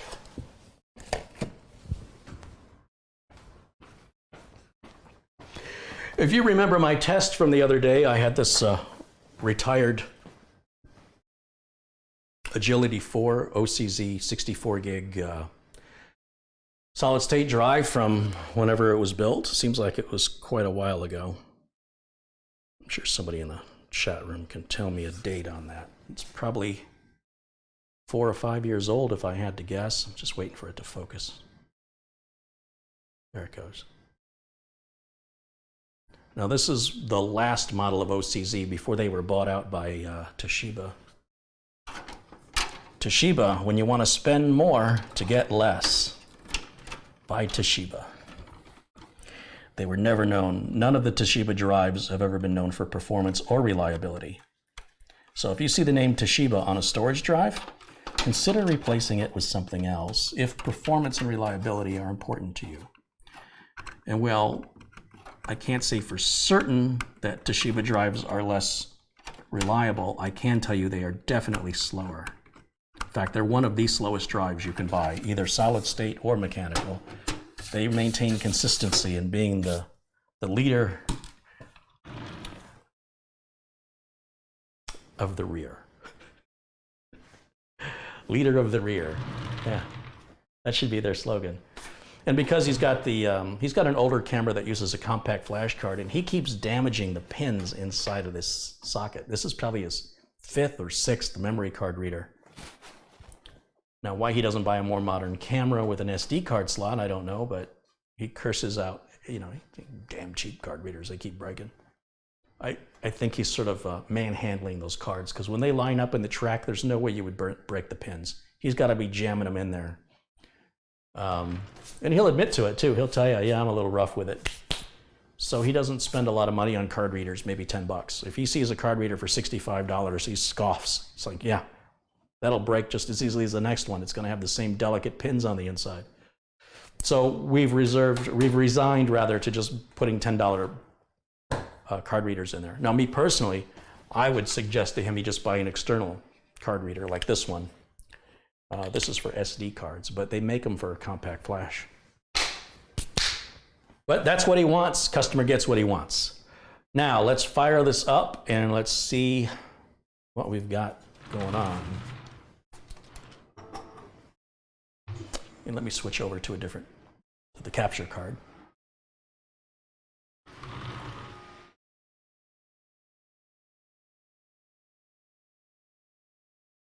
Now, clearly, we don't have any bootable device. What I'm curious about right now is which BIOS version we have on this board and if a newer BIOS version is available. I suspect there could be. This is a Z97X Gaming 5 motherboard.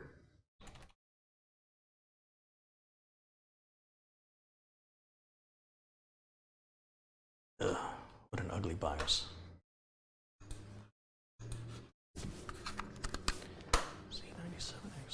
Be like a way to get into advanced mode in here somewhere.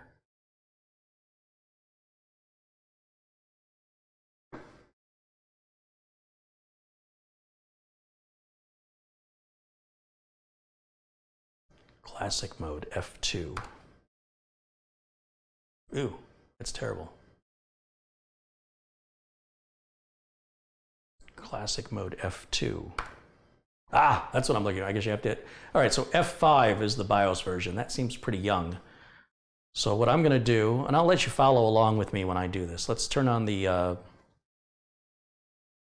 display capture. Ooh, that's neat. And let's bring up another copy of this.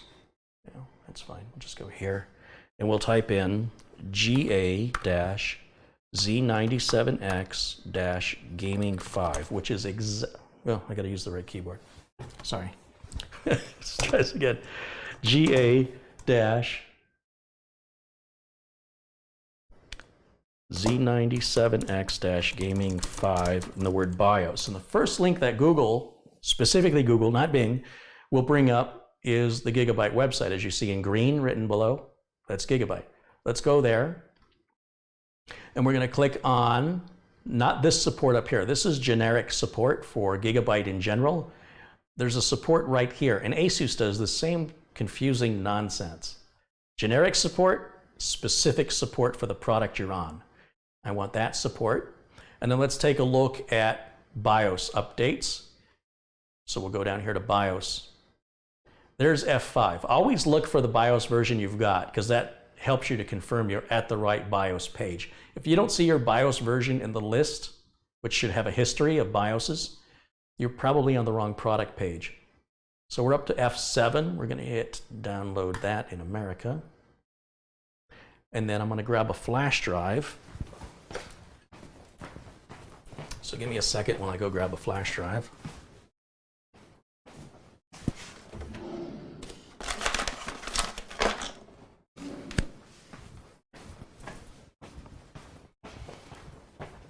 And since I'm doing this on the streaming computer, I'm going to plug the flash drive into the streaming computer.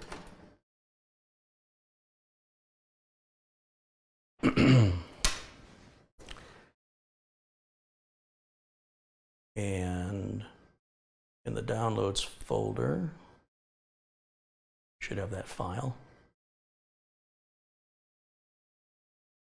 Actually, rather than do that, let's just click on this, open. And let's just extract all the contents to the J drive. So we'll browse to, oh, we're already there. Select extract. All I really need is the BIOS file itself, so I don't need this file here. We can delete that. All I want is the F7 file. Close that, and eject the flash drive. All right, you with me so far? This is how we update a BIOS. Now, let me bring you back. Let's turn off the display capture. And let's power this machine off. Take the flash drive, plug it into any port. You want to use the ports on the back. Don't use the ports up front. Plug directly into the motherboard. That's all I'm saying. Not that it won't work the other way, but you're less likely to encounter any problems. So once again, we'll hit delete to go into the BIOS.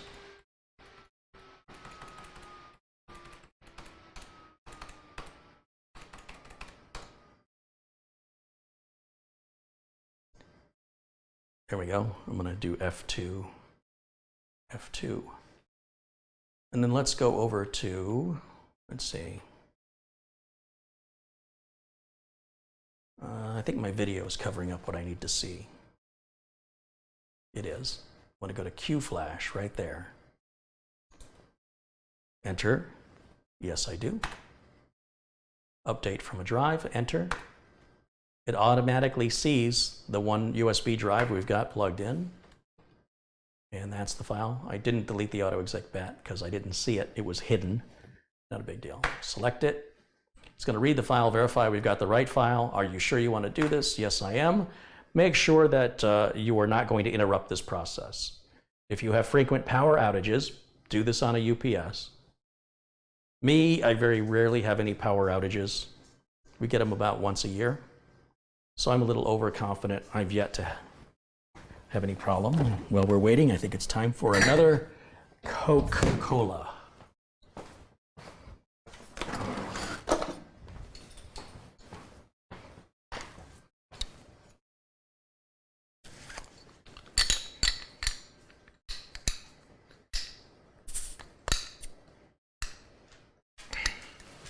Just trying to show off.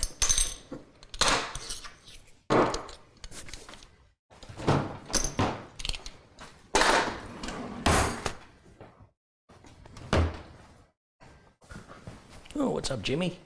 What's going on, Jimmy boy? How's my buddy? You're such a good boy.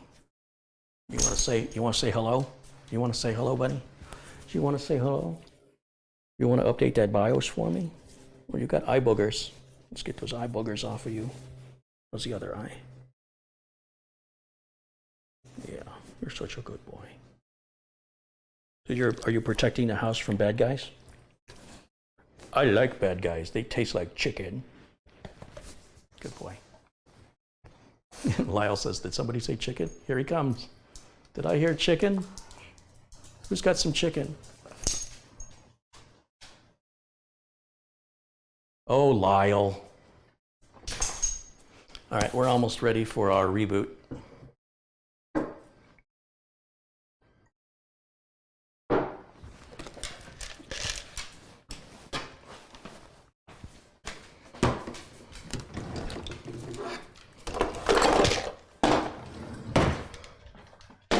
You guys want a cookie?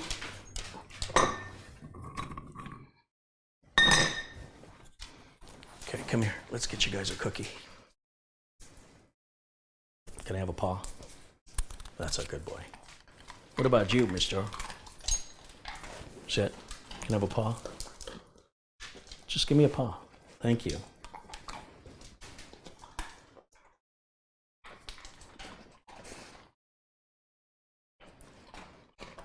Okay.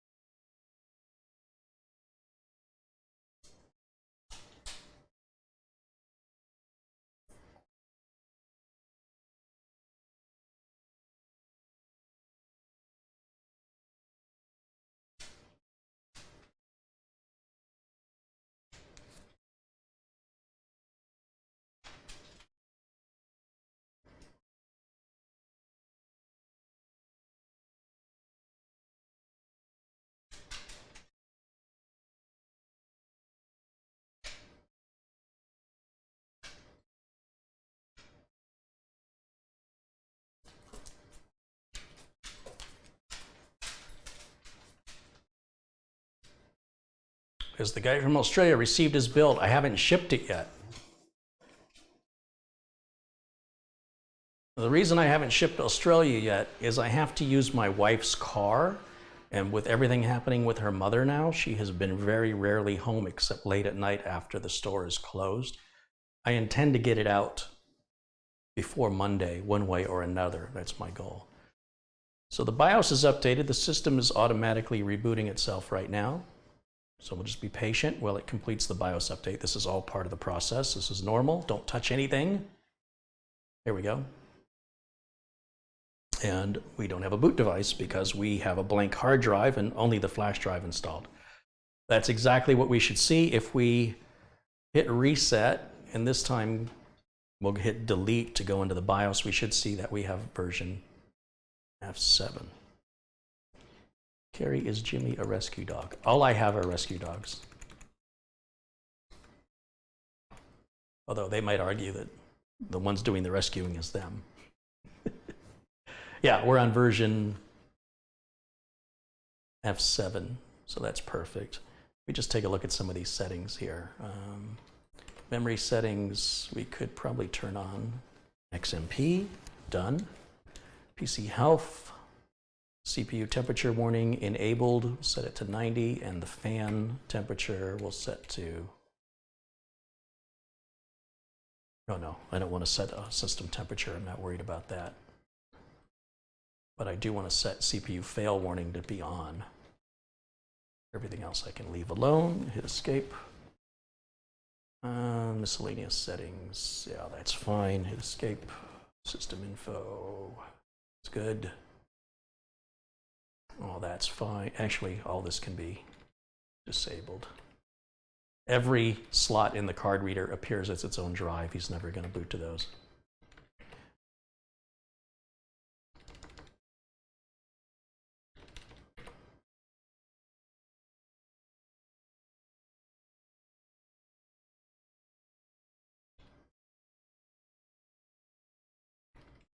Now the system's only going to boot to the hard drive.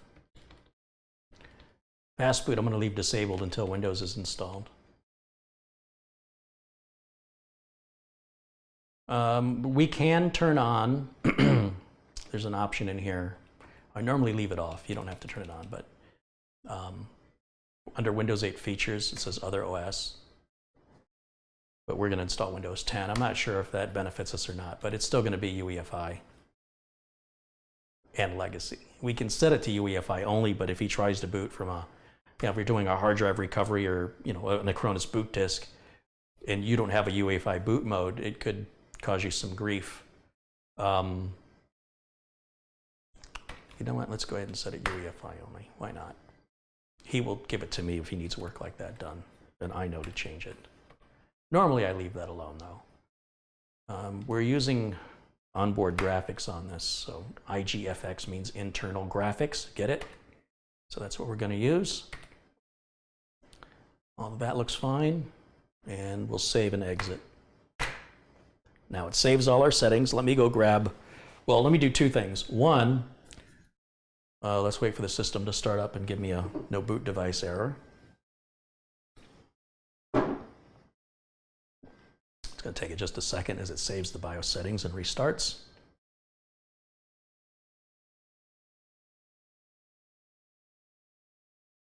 Any day now. Should not be taking this long.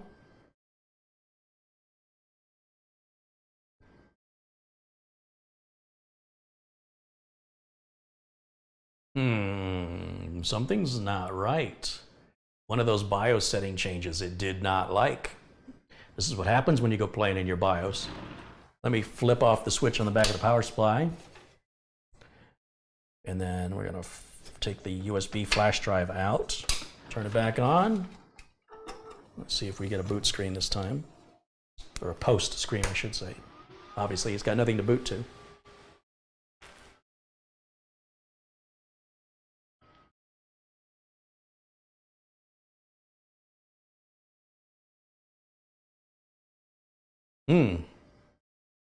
Oh.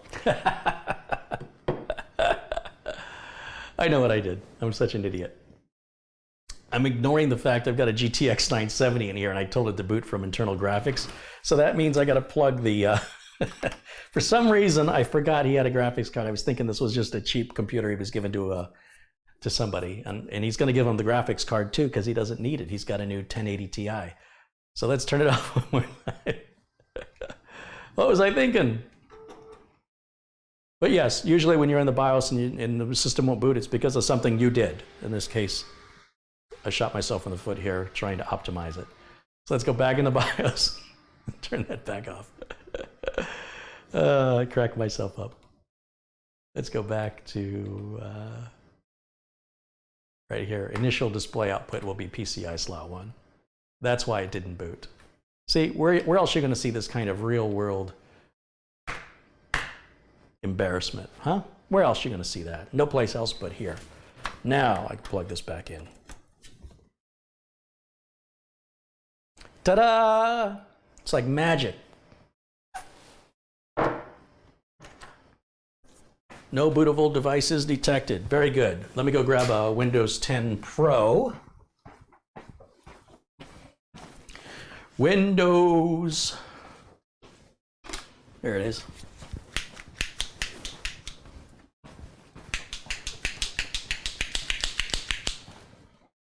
This is what I've got Windows 10 Pro on right here. It's a SanDisk Extreme. It's a very fast flash drive.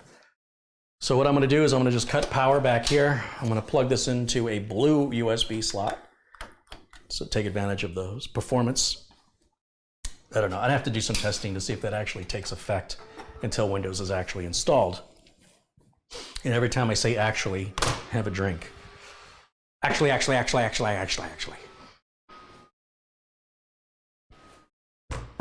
Here we go. Here we go. It's the only boot device it's got to boot to, so I don't have to adjust anything in the BIOS. It'll figure it out. It'll say, oh, you must want to boot to the flash drive because that's the only thing you can possibly boot to.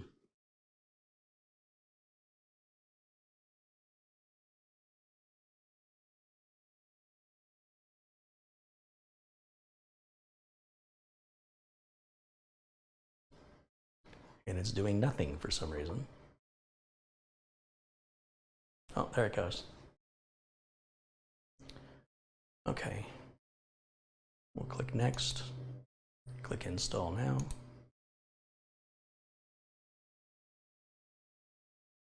And while that's happening, I'm going to format that flash drive. Oh, wait a minute. It's already ready. I don't have a product key. Always select I don't have a product key, even if you do. I'm telling you. Put your product key in after Windows is installed.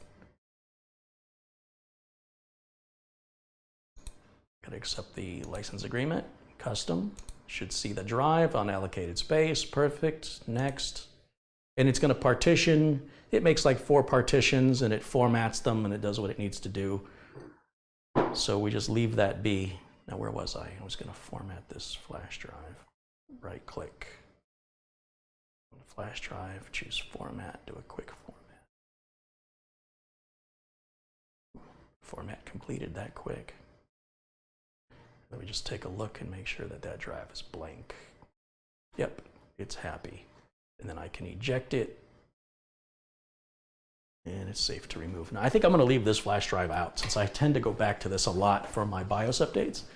I think I'm going to be smarter about it. Keep it here with me so I don't have to keep going back to my office every time. And while we're waiting for Windows 10 to install, do you have any questions for me? And have I missed any contributions? Let's take a look.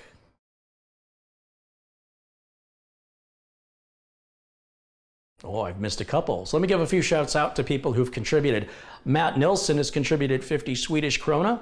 Jack Russell, cute name, Jack Russell, has donated 99 cents. Thank you for your contribution. And Varujan Kalustian has contributed $1. Thank you, guys. Those little contributions add up. So just nothing but gratitude. Thank you so much.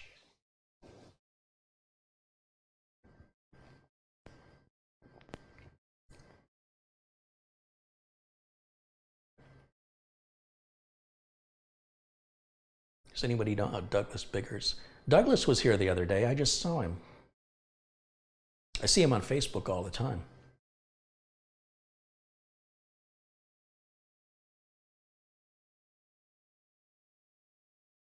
I want my $2. That's a great movie. Better Off Dead. If you've never seen Better Off Dead and you're in the mood for a silly, funny movie, it's when John Cusack used to be a respectable actor.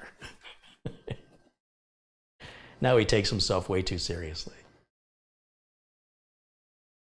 Gee, Ricky, I'm sorry your mother blew up. The doctor said she'll be fine as long as she stays away from spicy foods for a little while. When he went skiing, he got on the chairlift and he got sick and threw up. Yeah, he had to buy the guy a new hat. It's terrible. It's such a funny movie.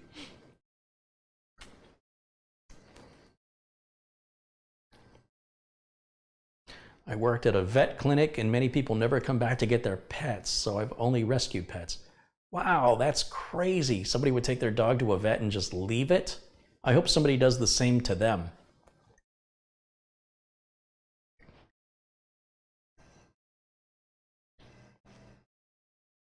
Is anybody going to see Bohemian Rhapsody? That's a movie I'm going to download or stream it. I don't want to see that in a theater. For the ticket price, it's $10.50. But the Girl in the Spider's Web, which is the 4th book in the Girl with the Dragon Tattoo series, written by, oh shoot, what's that guy's name? Stig Larsson, I think is his name. And he passed away and somebody else wrote book 4. I'm kind of curious about it. The movie trailer looks good. I think the movie had Maura Rooney and Daniel Craig in it, The Girl with the Dragon Tattoo, and it wasn't a very good movie. Now the Swedish did their own version. Is it Swedish? They did their own television series, doing all 3 books several years ago, and I was able to find that on the internet and watched it with subtitles, and it was fantastic. Great story of social justice. You know, this poor girl just suffers, and she's tough. She's a tough cookie. So this 4th movie kind of, you know, it all wraps up in the trilogy where she, you know, justice wins and she gets a lot of money, and I guess now she's restless and she needs to continue, like there's an emptiness in her that she just doesn't feel fulfilled yet with the social justice she's done isn't enough, and she feels compelled for more social justice. That sounds more up my alley for a theater-going experience than Bohemian Rhapsody. And it's been a couple of months since there's been any movie out that I've been interested in paying $10.50 to see. Irving T's contributed €5. Great streaming as always. Thank you. Thank you, Irving. Thanks for your continued contribution. Nick Purman. That's one of my favorite lines in Better Off Dead. Man, that'd be a shame when folks be throwing away a perfectly good white boy like that. That's a great line. This entire mountain is made of snow. Do you know what the street value of this mountain is? Your neighbor snorts nasal spray? Do you know where I could score some? Curtis, what's his name? Curtis Johnson? He always plays like Revenge of the Nerds. He plays a character named Booger. He voices the character named Booger in American Dad. You know, you can't beat that.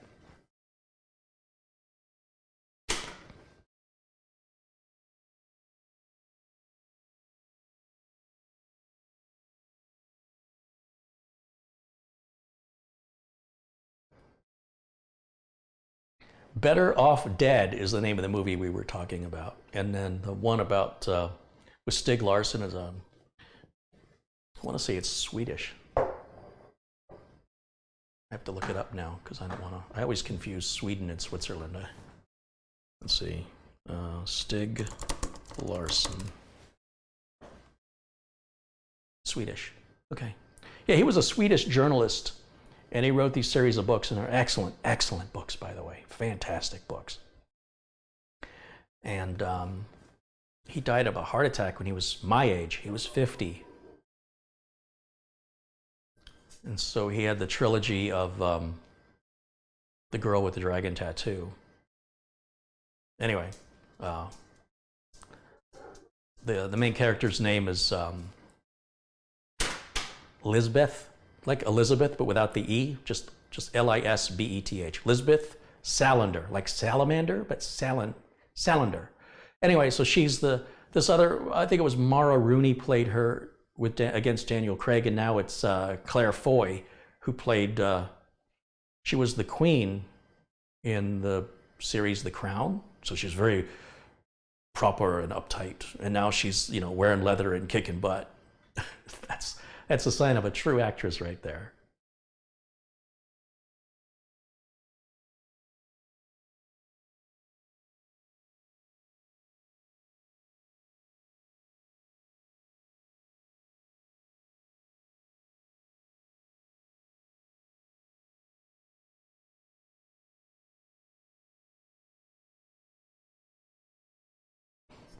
Okay, United States keyboard, yes.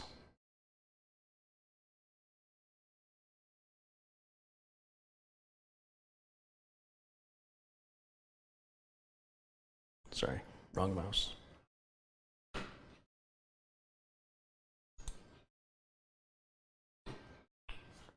Wrong video feed. That makes more sense. United States, now I can see. Yes. US, yes. Second keyboard layout, nope. Now we have some important setup to do. Honestly, does it matter if it's important? I mean, clearly you're still going to restrict me anyway, so whether or not it's important, one would assume. Bordora Catalan has contributed $2. Joseph J. Quintero donated via PayPal 10Q. Mike's Graphics has contributed £1.99. Bordura, thank you for your contribution. Mike's Graphics, thank you for your contribution. And Joseph J. Quintero, thank you for yours as well, of course. Set up for personal use. Next. Okay, I think I'm just going to put the word user, since I don't know who this is going to. That's always a good. Man, it drives me nuts when people in an office, they switch computers and they call me for support. Oh, it wants a Microsoft account. Let's go back. Let's choose offline account. Now, USER. Enter. Enter. Joseph J. Quintero says it's $2. Well, thank you, Joseph. We'll make you a moderator. There you go.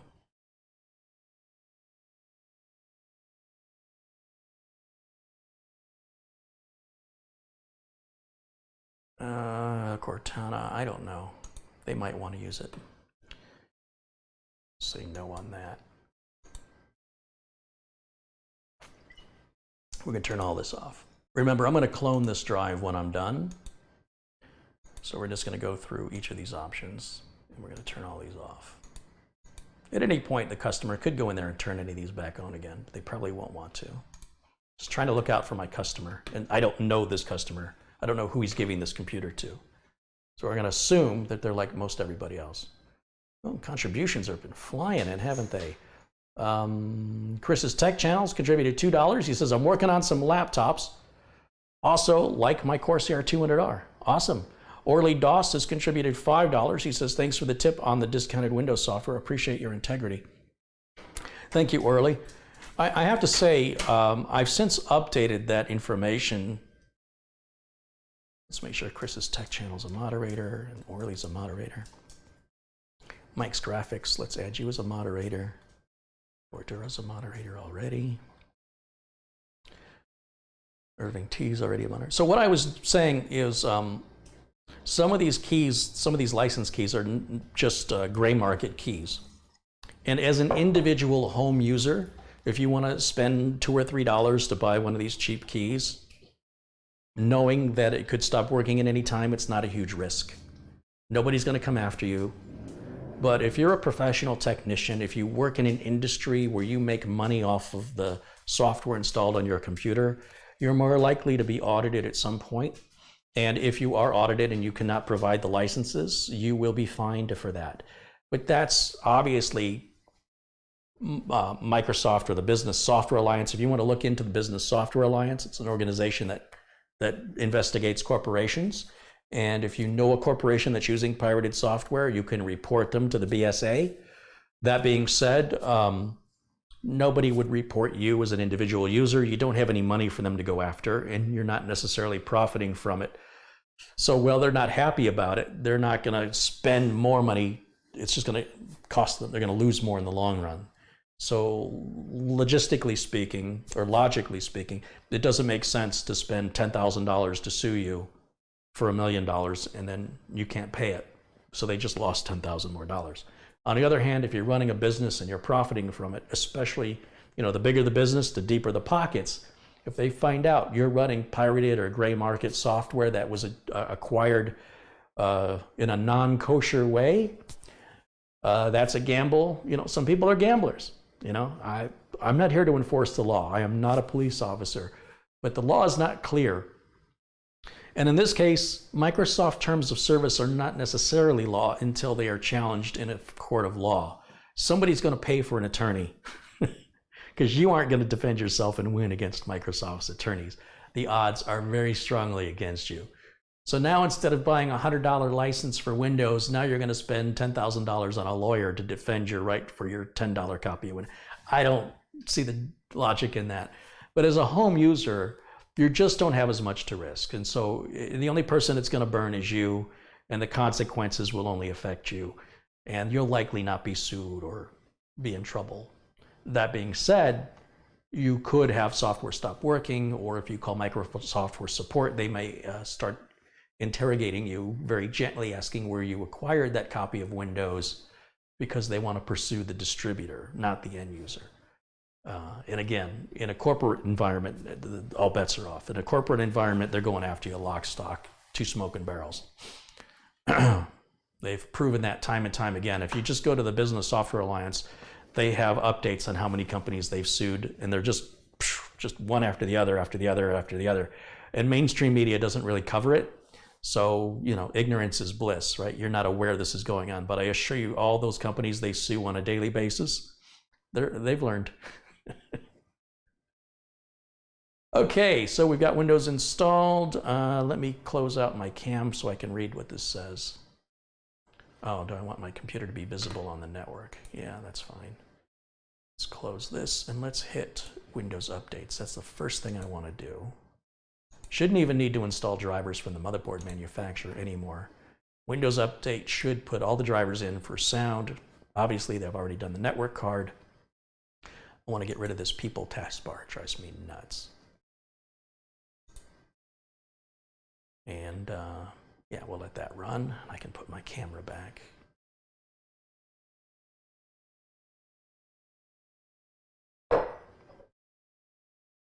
Yeah, I was amused. The folks over at SCD Key, they've sent me an email and asked me if I would do a video for them to sponsor it, to recommend people buy their keys from them.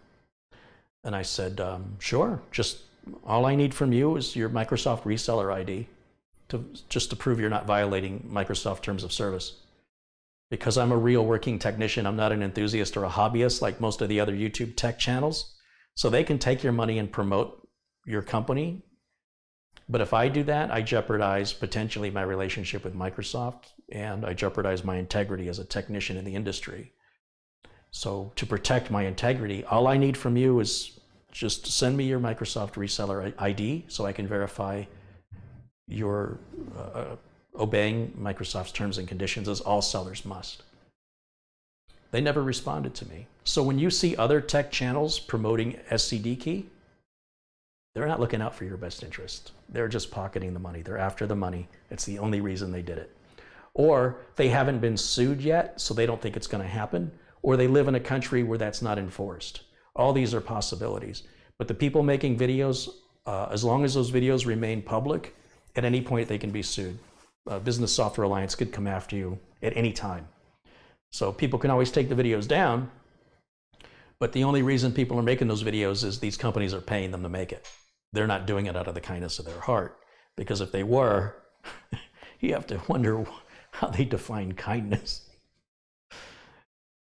But it's their channels and they can make whatever decisions they want. That I don't have to deal with their consequences, they do.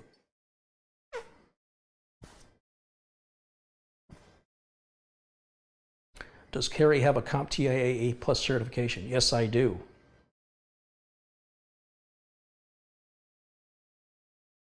I showed it off in a video back in 2006, and my card was all cracked and falling apart. I got my A+ certification in 1995. There's something for you to think about.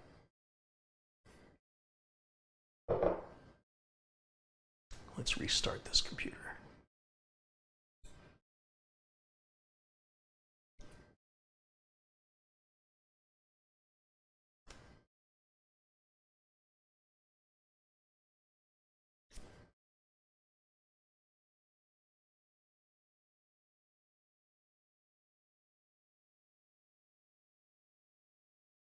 I was thinking about changing this cooler out, but it's really quiet.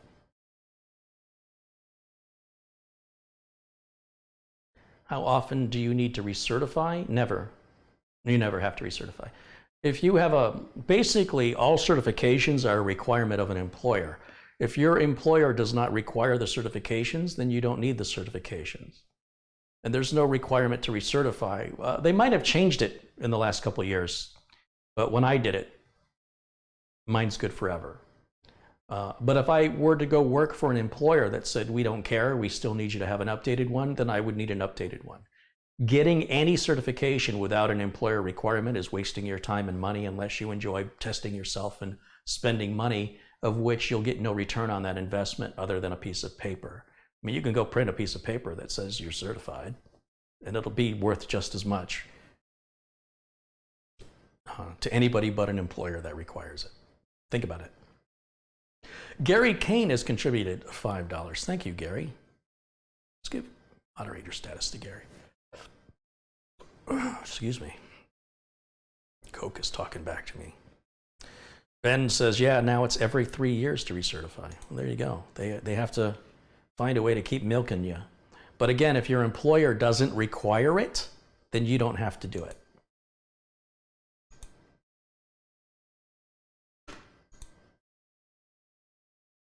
That's just a revenue generator. That's all that is. They want you to keep coming back, give them some more money. There's a lot of money in education, and that's why I get so offended when people are mean to me in my YouTube videos, because they're free. And education is rarely free unless it's personal experience. Especially technical education. There are many trade schools that will charge you tens of thousands of dollars, encourage you to get a student loan that you'll spend 30 years paying off, promise you that you'll get a job that's well paying, and it's a very high pressure sales tactic the schools use to get people to sign up and enroll. And at the end of the day, you might find yourself working fast food with that school loan looming over you for decades, putting you in a worse position than you were without that. So I'm trying to provide a more practical education and making it available for free. And if somebody doesn't see a value in that, they're welcome to go somewhere else. But I get super offended at it because I don't see myself really as an entertainer. I see myself as an educator. And this was a big problem I had when making videos for Newegg. They were used to dealing with Hollywood talent. I am not Hollywood talent, I'm an educator. So when we would, propose video ideas, I would be against some of them because they weren't something a teacher would teach.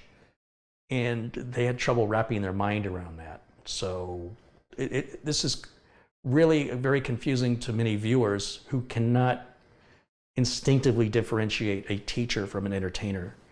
And for those people, they can go away. I don't miss them, I don't care. But it's a little frustration knowing the value of what I'm doing and giving it away for free. That somebody could find anything to demonize about that is beyond my capability of understanding. Okay, so let's get the latest NVIDIA driver. In fact, I've downloaded already. It should be the same driver for all their graphics cards, or at least for all the recent graphics cards. Let's get this plugged in. Oh, I still have my Windows 10 in there. Let's get Windows 10 ejected.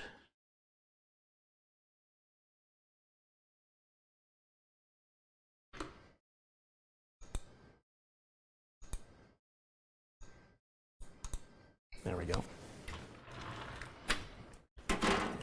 plug this one in instead.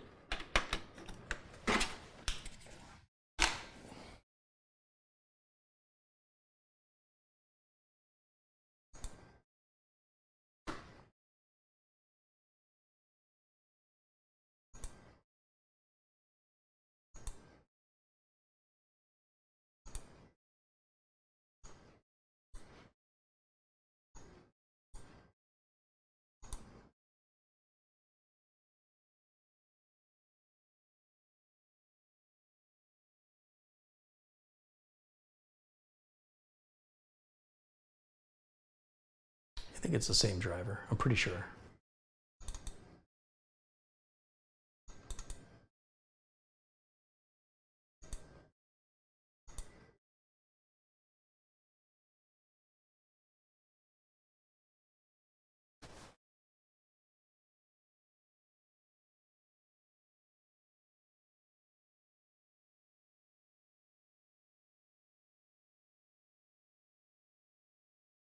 There are plenty of free courses in New Zealand. Education is government funded. That's awesome. Oh man, that's fantastic.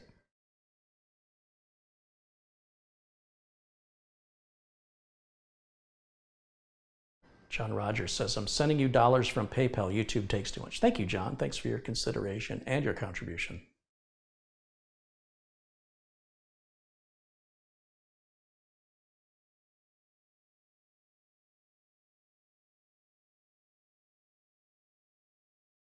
Department of Defense requires you to be 8570 compliant if you're in IT. You must have Security Plus cert and be enrolled in the CE program renew every 3 years, either by taking the new test or doing 50 plus CEUs. That sounds like the government. Yeah, like I said, when an employer requires certification, then you need certification. And then when an employer doesn't, you don't. It's really that simple. I'm self-employed, right? So if I were to contract out to a customer, a business that did things with medical, I would have to have HIPAA compliance by law, or financial, I need FINRA compliance. Mike Smith does the FINRA stuff. I don't want to get involved in it. So I don't need those certifications. But I suppose if they offered me enough money and they were willing to pay for the certifications, presuming I passed, it may be worth considering. Although I'm trying to do more on YouTube and less on that side of it. But that's when you would get your certifications.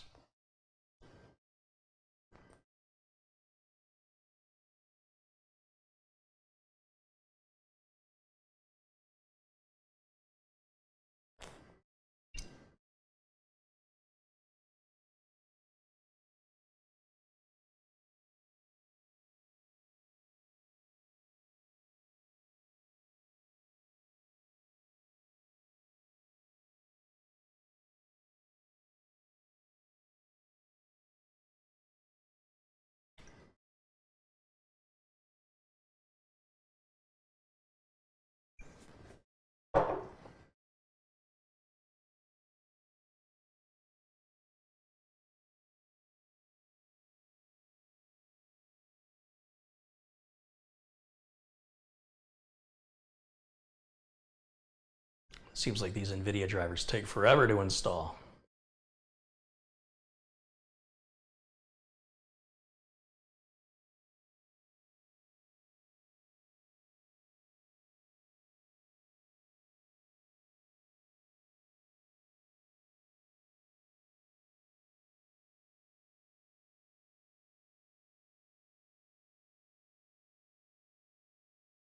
But Decure wants to know, when's the only you can prevent data loss shirt coming out? We're thinking about some slogans on shirts, things like, well, like what you just said, or if you feel the need to overclock, you didn't buy a fast enough CPU. Back up or shut up, you know, these little things I say. We're still sort of working on that. It's nothing we're really focused on making a priority, but we're still in the early planning stages of figuring out ultimately what we want to do, and once we get that solved, then we'll figure out how to get there. But it shouldn't be too far off.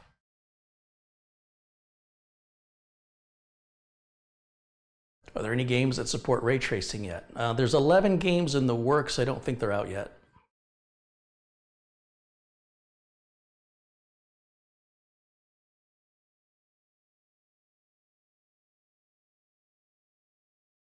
William Dawson says the education you're giving away is worth tens of thousands if you went to school for it. Oh, absolutely. And I've heard from people who went to school. They, one guy wrote me and said, I spent, $30,000 at DeVry and didn't learn a fraction of what you taught me in this one video. So that makes me feel good. I mean, I feel bad for them, but I feel good that I was, helpful.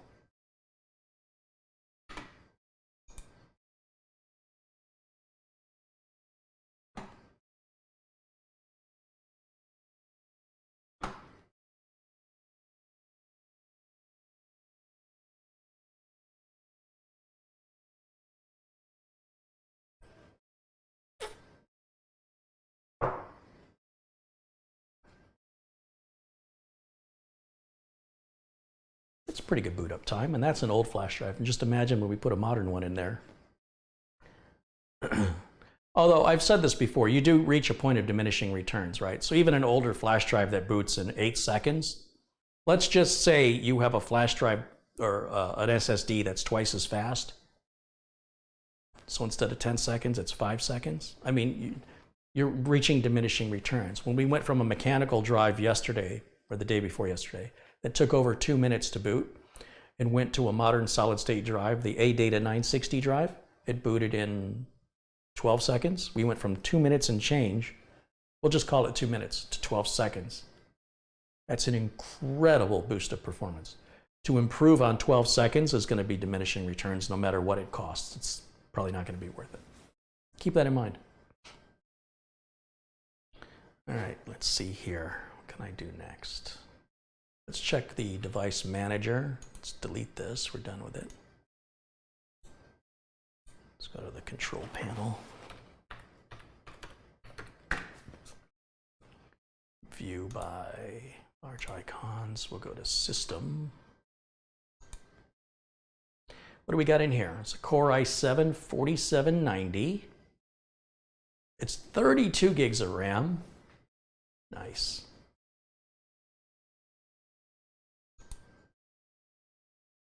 And all the hardware is detected, so we do not have to download any drivers from the manufacturer's website. You can if you want to, but they'll probably be older than what Microsoft has given you in Windows 10 automatically. So just keep that in mind. This is how technology is evolving.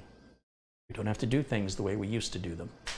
Let's go to Advanced System Settings. I want to disable that startup option.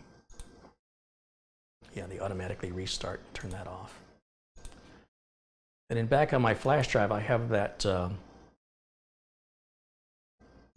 startup delay removal from the registry.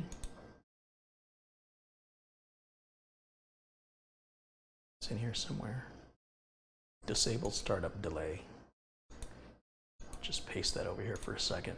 It's a little registry tweak. You can Google disable startup delay Windows 10 to create, to see what I'm doing here, but I'm just going to merge that with the registry.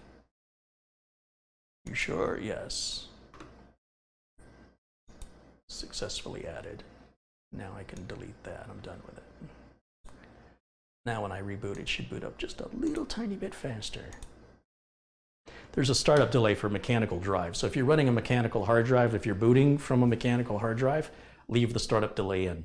If you have a solid state drive, be it SATA or M.2, NVMe or whatever, then you can run that. And again, you can just Google remove startup delay Windows 10.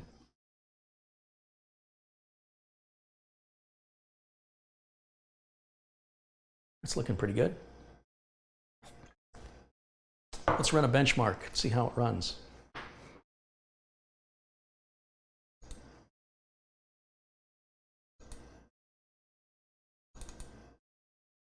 Let's grab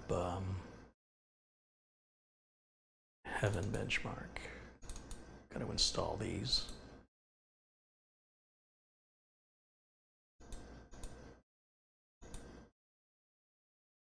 So there's the 32-bit version, and we have to install the 64-bit version of the same thing because, you know, it's Microsoft.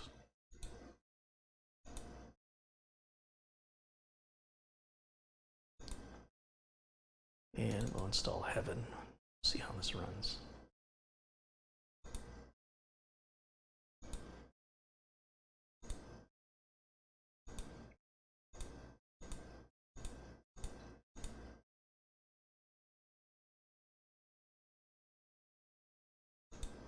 Here we go.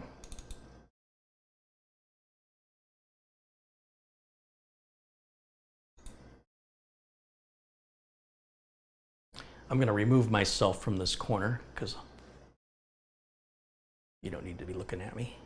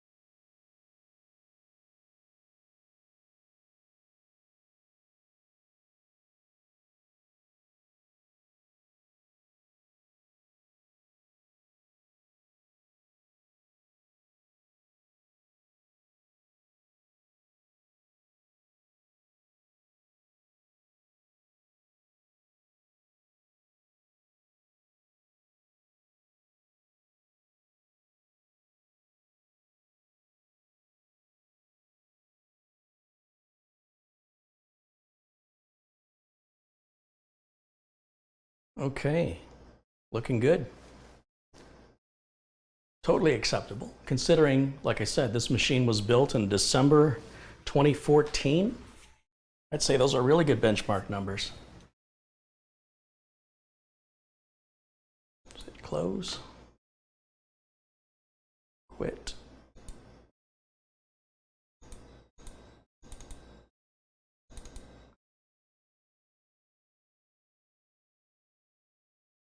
And close. Now I still have to put a Windows 10 product key in here and activate it.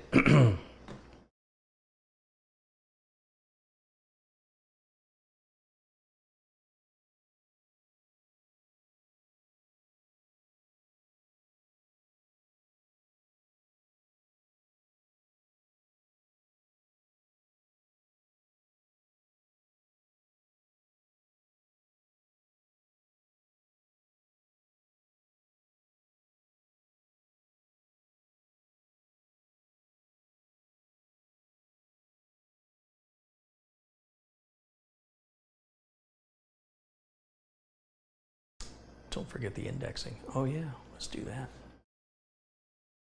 Let's disable indexing while the drive is relatively empty. Right-click, Properties, uncheck indexing. It's going to give me an error, watch. You'll need to provide administrator permission, that's fine. Right there, the error came up immediately. Just hit Ignore All, and now we wait. While that's going on, I can eject my utility flash drive. We're done with that for now. There we go.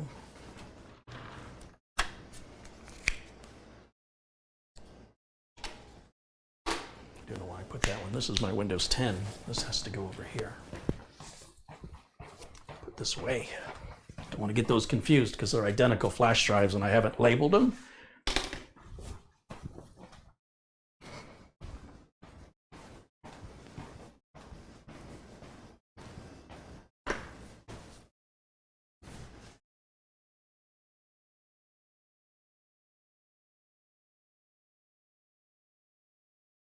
James Liebig's contributed $5. He says, Carrie, I just want to say thanks again for teaching us a grade A PC education. Please say hi to my girls, Alaya and Alora. Hi, Alaya and Alora. It always makes them happy. Well, I hope you guys are happy. Those are great names, Alaya and Alora.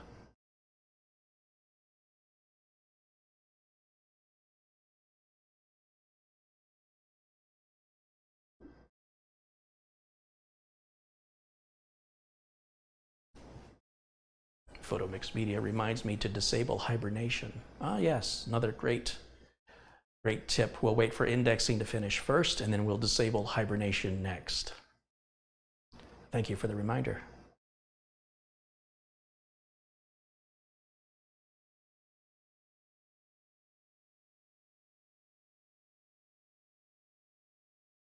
And thanks, James Liebig. Thanks for your contribution and your support of the channel. Get those girls building a PC again. Put them to work.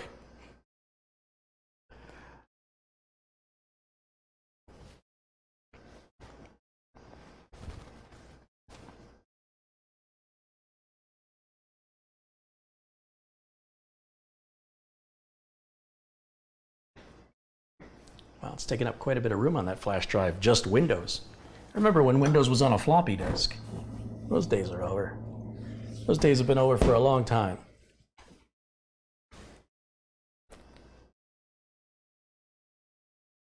T-shirt slogan, manners cost nothing. Yeah, that's another good one.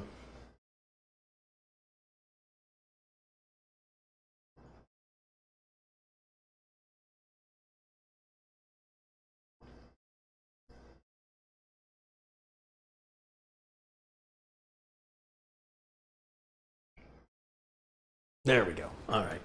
Now I can turn off the hibernation file.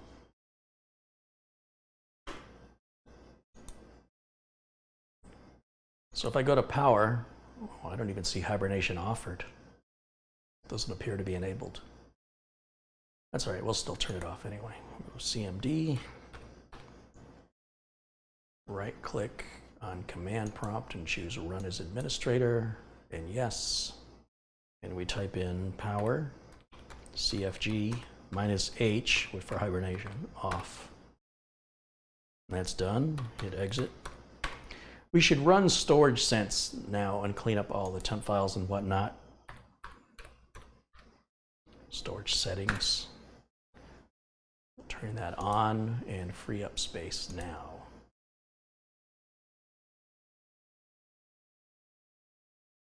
We'll just delete all of it. Take out downloads, delivery optimization. It's going to remove 821 megs of junk files on a brand new clean installation. And we're going to reboot now that we've got all that done.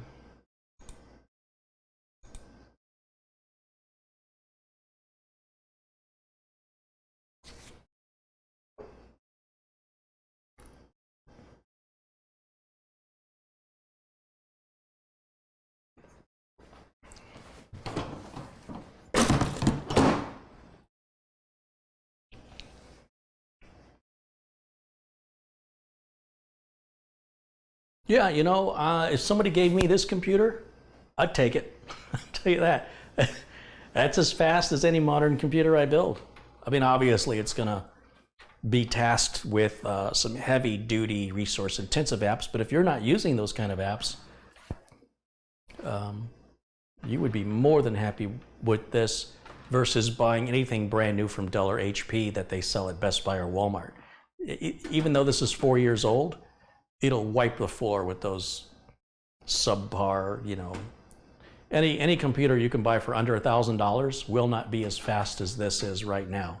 If I went to Best Buy and said I have $1,000 to spend on a computer, and they sold me, you know, something for $999, and it's brand new, and we benchmark it against this 4-year-old computer, this 4-year-old computer will wipe the floor with it. I guarantee it. Because for $1,000, you're not going to get that graphics card, and you're not going to get a solid state drive, and you're not going to get a Core i7. You might get one of those three, but you won't get all three of them. And even though they're 4 years old, it just shows that there's real power in spending your money on things you can actually use, like more RAM or a solid state, and forgetting about wasting your money on stuff that doesn't matter, like RGB lighting, which is just an unnecessary distraction and one more thing to break. And of course, a discouragement from leaving the computer on. And there's nothing worse than having Windows crash because your RGB software isn't compatible with the latest Windows update. Strange world we live in. So with that, I'm going to put this computer aside because it's ready now for whatever hard drive we're not going to use in the old system. Well, the new system. This is the old system. So for now, this is all we can do with this. We know everything works, everything looks good, and it's functioning as it should. So let's go ahead and shut it down. And then we'll bring the other machine up.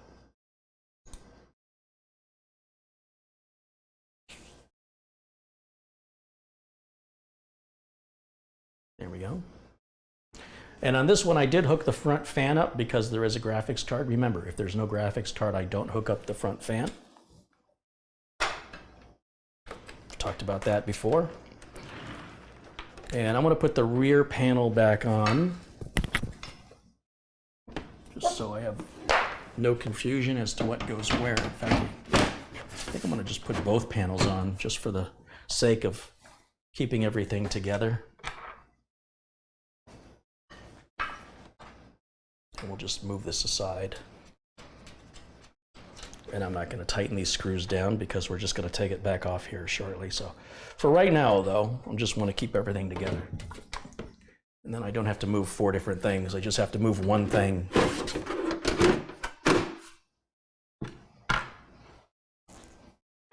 So we will revisit this in a moment, or 2 or 3 or 4 or 5 or 6.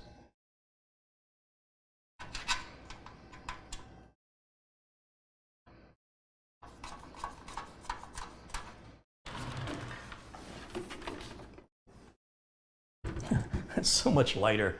Look at the size difference between that and the Nuka-Cola. It's almost precisely the same length. Nuka-Cola is a few inches taller. How many inches is that? Let's see.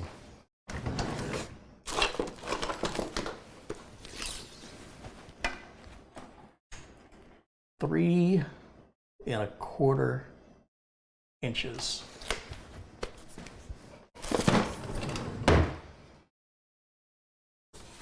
All right, now let's get the new rig back out. I haven't touched this in a while. There we go. And let me grab my dongle. Gotta grab my dongle. There it is. We'll plug it in over here. That's for the keyboard and mouse. Now this has that Arctic freezer cooler that I used. I think we still have 32 gigs of RAM, but now it's on 2 sticks instead of 4. It's a Gigabyte Z370 HD3P, which is a great board for the price. I have to say it's no frills as far as unnecessary RGB lighting or other nonsense. This will be your sort of entry-level overclockable board if you wanted to get into that. We've got a Samsung 970 EVO in there, so we're going to check and make sure we've got the latest firmware. And we're going to check and make sure we've got the latest BIOS. And then I need to start hooking up drives to figure out what goes where. I'm not sure what's going on with that mechanical drive. Pretty sure that's his old storage drive. I can't remember. It's been a while. So let's get it hooked up and see what we're working with here. Ethernet, HDMI, power.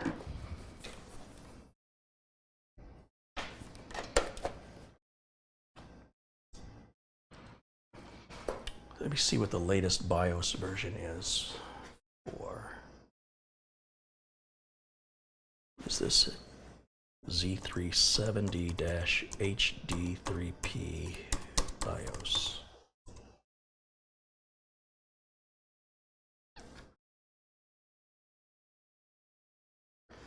Okay, Gigabyte's website says the latest BIOS for this board is version F8, which came out in mid-July of 2018.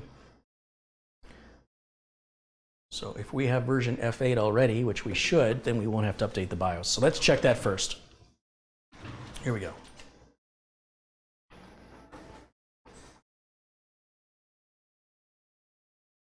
Delete.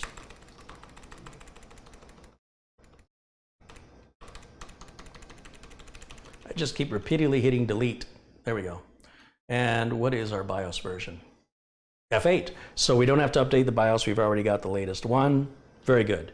So the second thing, we should have the OS installed on the Samsung 970. I should have already done that. So let's just check a few things in here. Do I have XMP enabled? Yes, I do.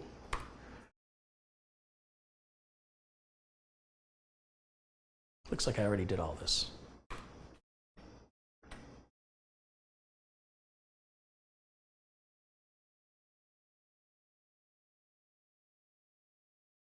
Can turn fast boot back on.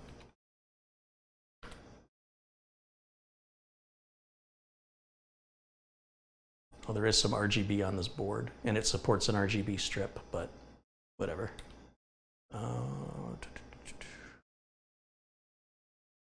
Internal graphics, we can just set that to disabled. We're not going to use them. Save and exit. And let's see if it boots to the Samsung 970.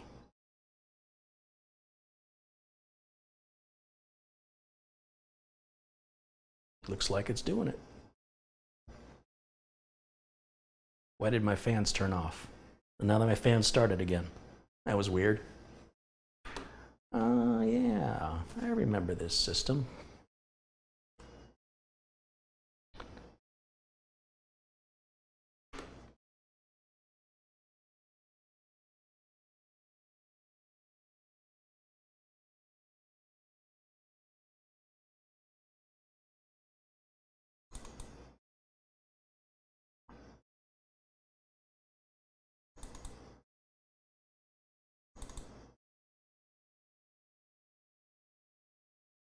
Let's take a look, make sure we got the latest firmware. Yes. We're using Samsung's NVMe driver. Yes. Did we disable indexing on the C drive?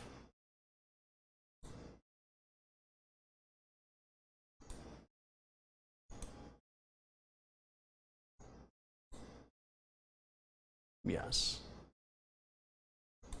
So this is a 6 terabyte drive. I'm confused. I thought we had a discussion and we didn't go with the 6 and we stayed with the 2. I got to go through some emails now. I'm confused. I want to make sure that belongs to him. It'd be kind of embarrassing if I put somebody else's drive in there. So I need to double check that. And then I want to put the disable startup delay file in there. So let's grab this utility. Let's plug it in here. So let's do the disable startup delay. Sometimes that won't run properly from the flash drive. Let's try it and see if it gives me an error.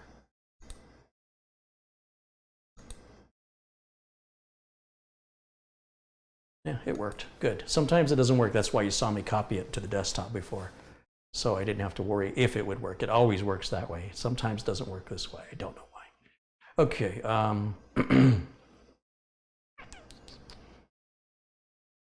Something else I was going to check. Oh, I was going to put the new driver, the new video driver on.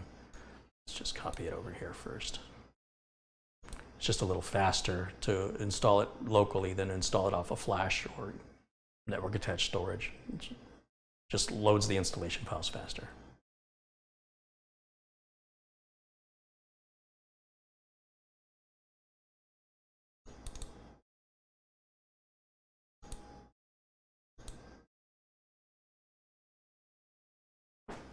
Man, I thought the other system was quiet. This one you can't even hear at all.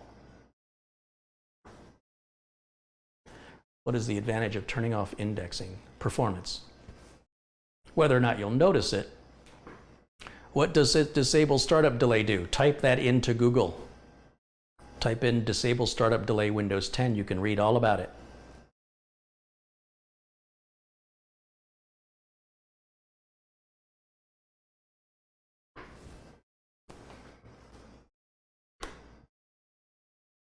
You can also Google turning off indexing, and you can Google that too. Remember, anytime you see or hear anything on the internet, take a little time to do the research yourself, and you should see multiple websites basically saying the same thing. If you don't, you're probably not being told the truth.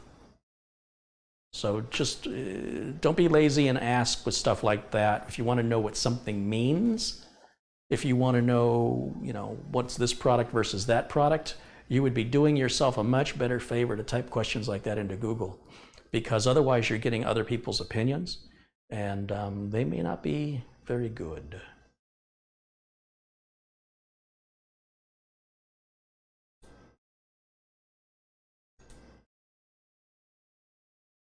Brandon says, I love your videos, man. Hey, man, thank you, man. Appreciate that.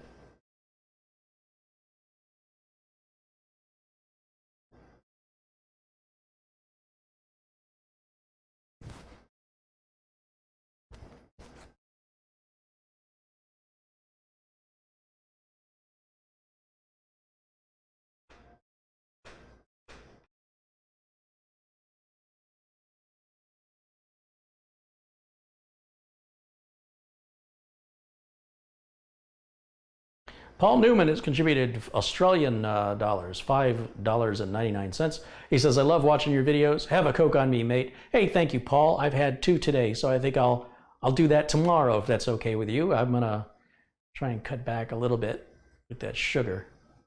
Thank you. Actually, the 2 bottles I drank are about 7 ounces each, and a can is 12, so it's a little bit more than a can. I like the bottles a little better because I'm a very slow drinker, and the drink gets warm rather rapidly. So I'm starting to find I like the smaller containers, even though they typically cost the same or more. It's also very camera friendly. Not that I care about Coca-Cola's trademark.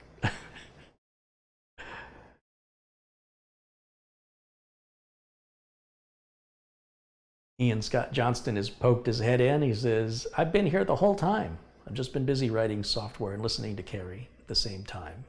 Very cool. Welcome. Thanks for speaking up. Gary Kane has contributed $5 again. He says, my first build went perfectly thanks to you. That's awesome, Gary. Thanks for letting me know. I spend too much time watching your videos. What do you suggest for us carry addicts? There's no help for you.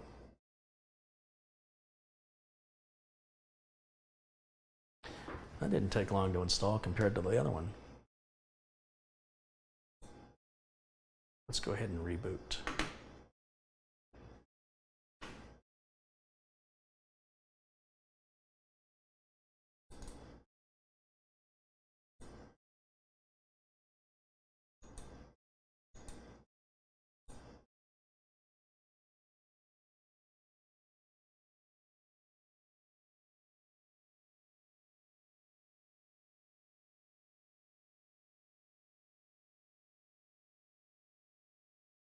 Ken says, I really appreciate the help from Catherine Anna Hauserman with the build list she provided. Yeah, isn't she awesome? It was very, very generous of her to take her time to do the research for people to meet their budget and needs. There's very few people that offer to do that, that do a job worth anything. So she does really good, she's really good judgment in selecting parts. You know, she builds them the way I build them. You know, we're looking for parts that we know are reputable.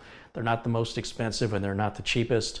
You listen to what the customer's needs are and you try your best to get all the right parts for that individual to match their budget and expectations. And it's a difficult job. She thrives at it. And she does it for free for people. She does it in exchange for a thank you.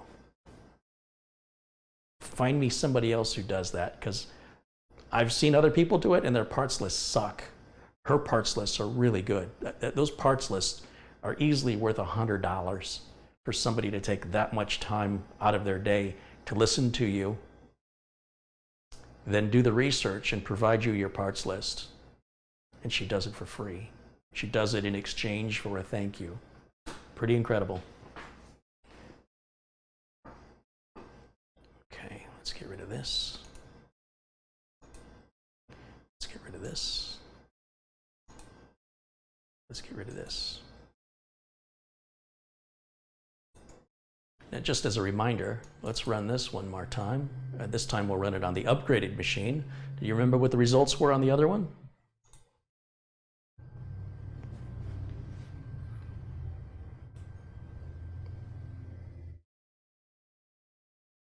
Catherine says she had a workstation built for AutoCAD. She had to invest 5 hours into that. All right, here we go. We're going to benchmark this. I'm going to cut my audio and video while the benchmark runs.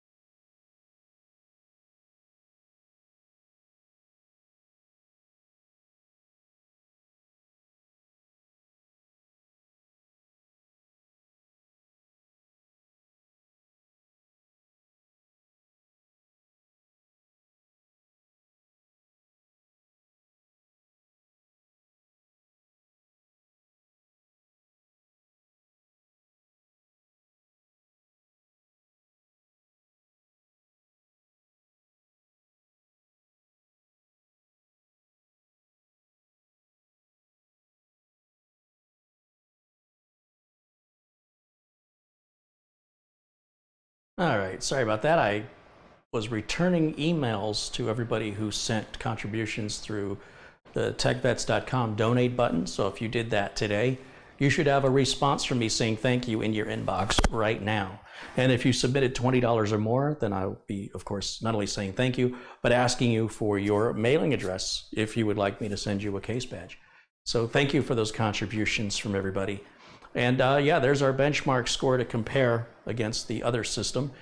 And these fans did crank up. I feel a lot of heat just right here where my hand is. And I can smell, the smell of burning in silicon. Yes, it got warm. Wow, absolutely. Where's that coming from? It's got to be the graphics card. Yeah, that's coming off the graphics card. Whew. GTX 1080 Ti, ladies and gentlemen. There it is. All right, let's go ahead and cancel this and quit. Quit. Escape. Got to go through a lot of button pressing. Get that closed out. And we'll empty the recycle bin. So I still have activations to do. I think I'm starting to think I may end up wiping this configuration. I think what I want to do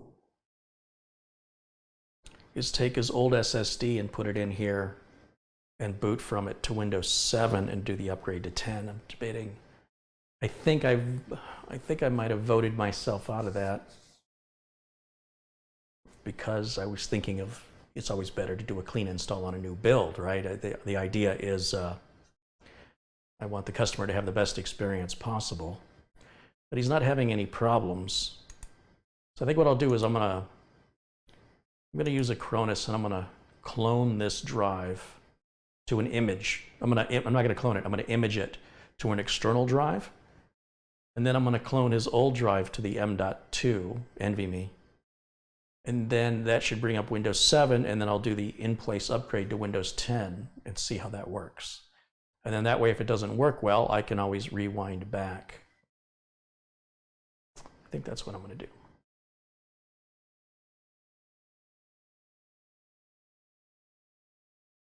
Ken says, it takes me longer to build a PC. I'm old and slow. You should enjoy building a PC. It should never be considered a race. I'll tell you one thing. I feel really bad for people who rush through their build, because one of the things you're going to want to do immediately after you build your computer is build another one, and it can get really expensive. It's like saying I eat slow. Savor the food, taste it, savor it. Don't just, my dogs don't taste anything. They just shove it down their gullet. How can you enjoy what you're eating if you're just filling your belly? I think you can fill your soul. It's tacky. It's true, though. It is true.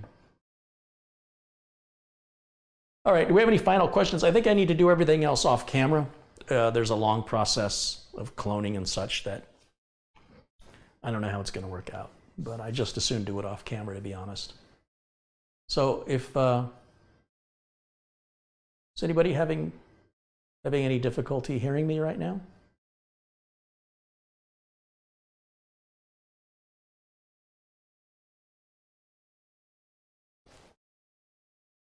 If you guys are, some people may be watching the stream from a few minutes ago, and while the test was running, I disabled the mic, but everybody should hear me fine. How's the audio, guys? Is audio too low? Or is it just the people complaining it's too low need to turn their volume up on their side? That's what I'm trying to figure out.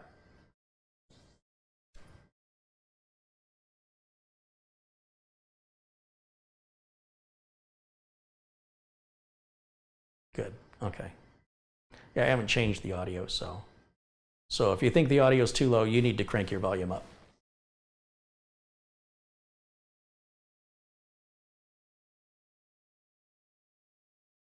Where do I grab the reg file to disable hibernation? I will put a link to that in the video notes below the video. I don't have it available right now. Good, everybody's agreeing with the audio. Thank you guys for your feedback on that. I appreciate it. Okay, I think unless there's any final questions, we will wrap it up. Is it safe to do a BIOS upgrade from the internet? All BIOS upgrades are done over the internet. I'm not quite sure what you mean. If you mean if you have a utility that has the internet as an option, yes.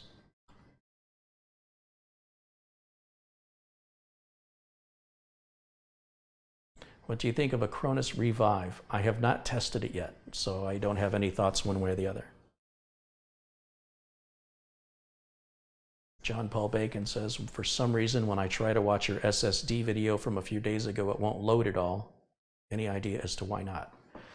You'll have to post a link in the chat room as to which video you're referring to specifically, and you'll need to tell me what it does. What does it do? What error messages do you get? What does your screen look like? That is a very vague question to say a video that you posted a few days ago won't load. You haven't told me what operating system you're using. You haven't told me what video. You haven't told me what the error message is. You haven't given me any of that information. As a result, I can't give you any information back. I mean, not as specific. The more specific you are, the more specific I can be.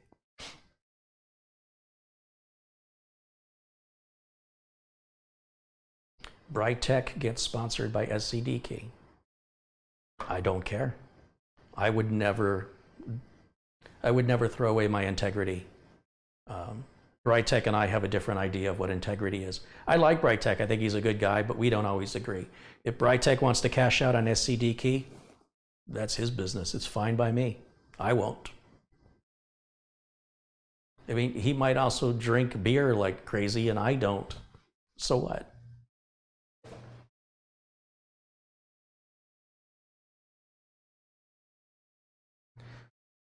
What hard drive brand do I recommend? Seagate or Western Digital for hard drives. And then for solid state drives, I recommend ADATA, Samsung, and SanDisk, and Western Digital. Okay, if that's going to be it for today, I'm going to go ahead and wrap it up. And I appreciate everybody watching. Thank you so much for joining me today. For everybody who's contributed, thanks so much for your generosity and your contributions. For all my folks in blue, thank you so much for maintaining civility in the chat room. I appreciate that. And all my regulars, always good to see you guys again. So I will see you all very, very soon. Until next time, bye for now.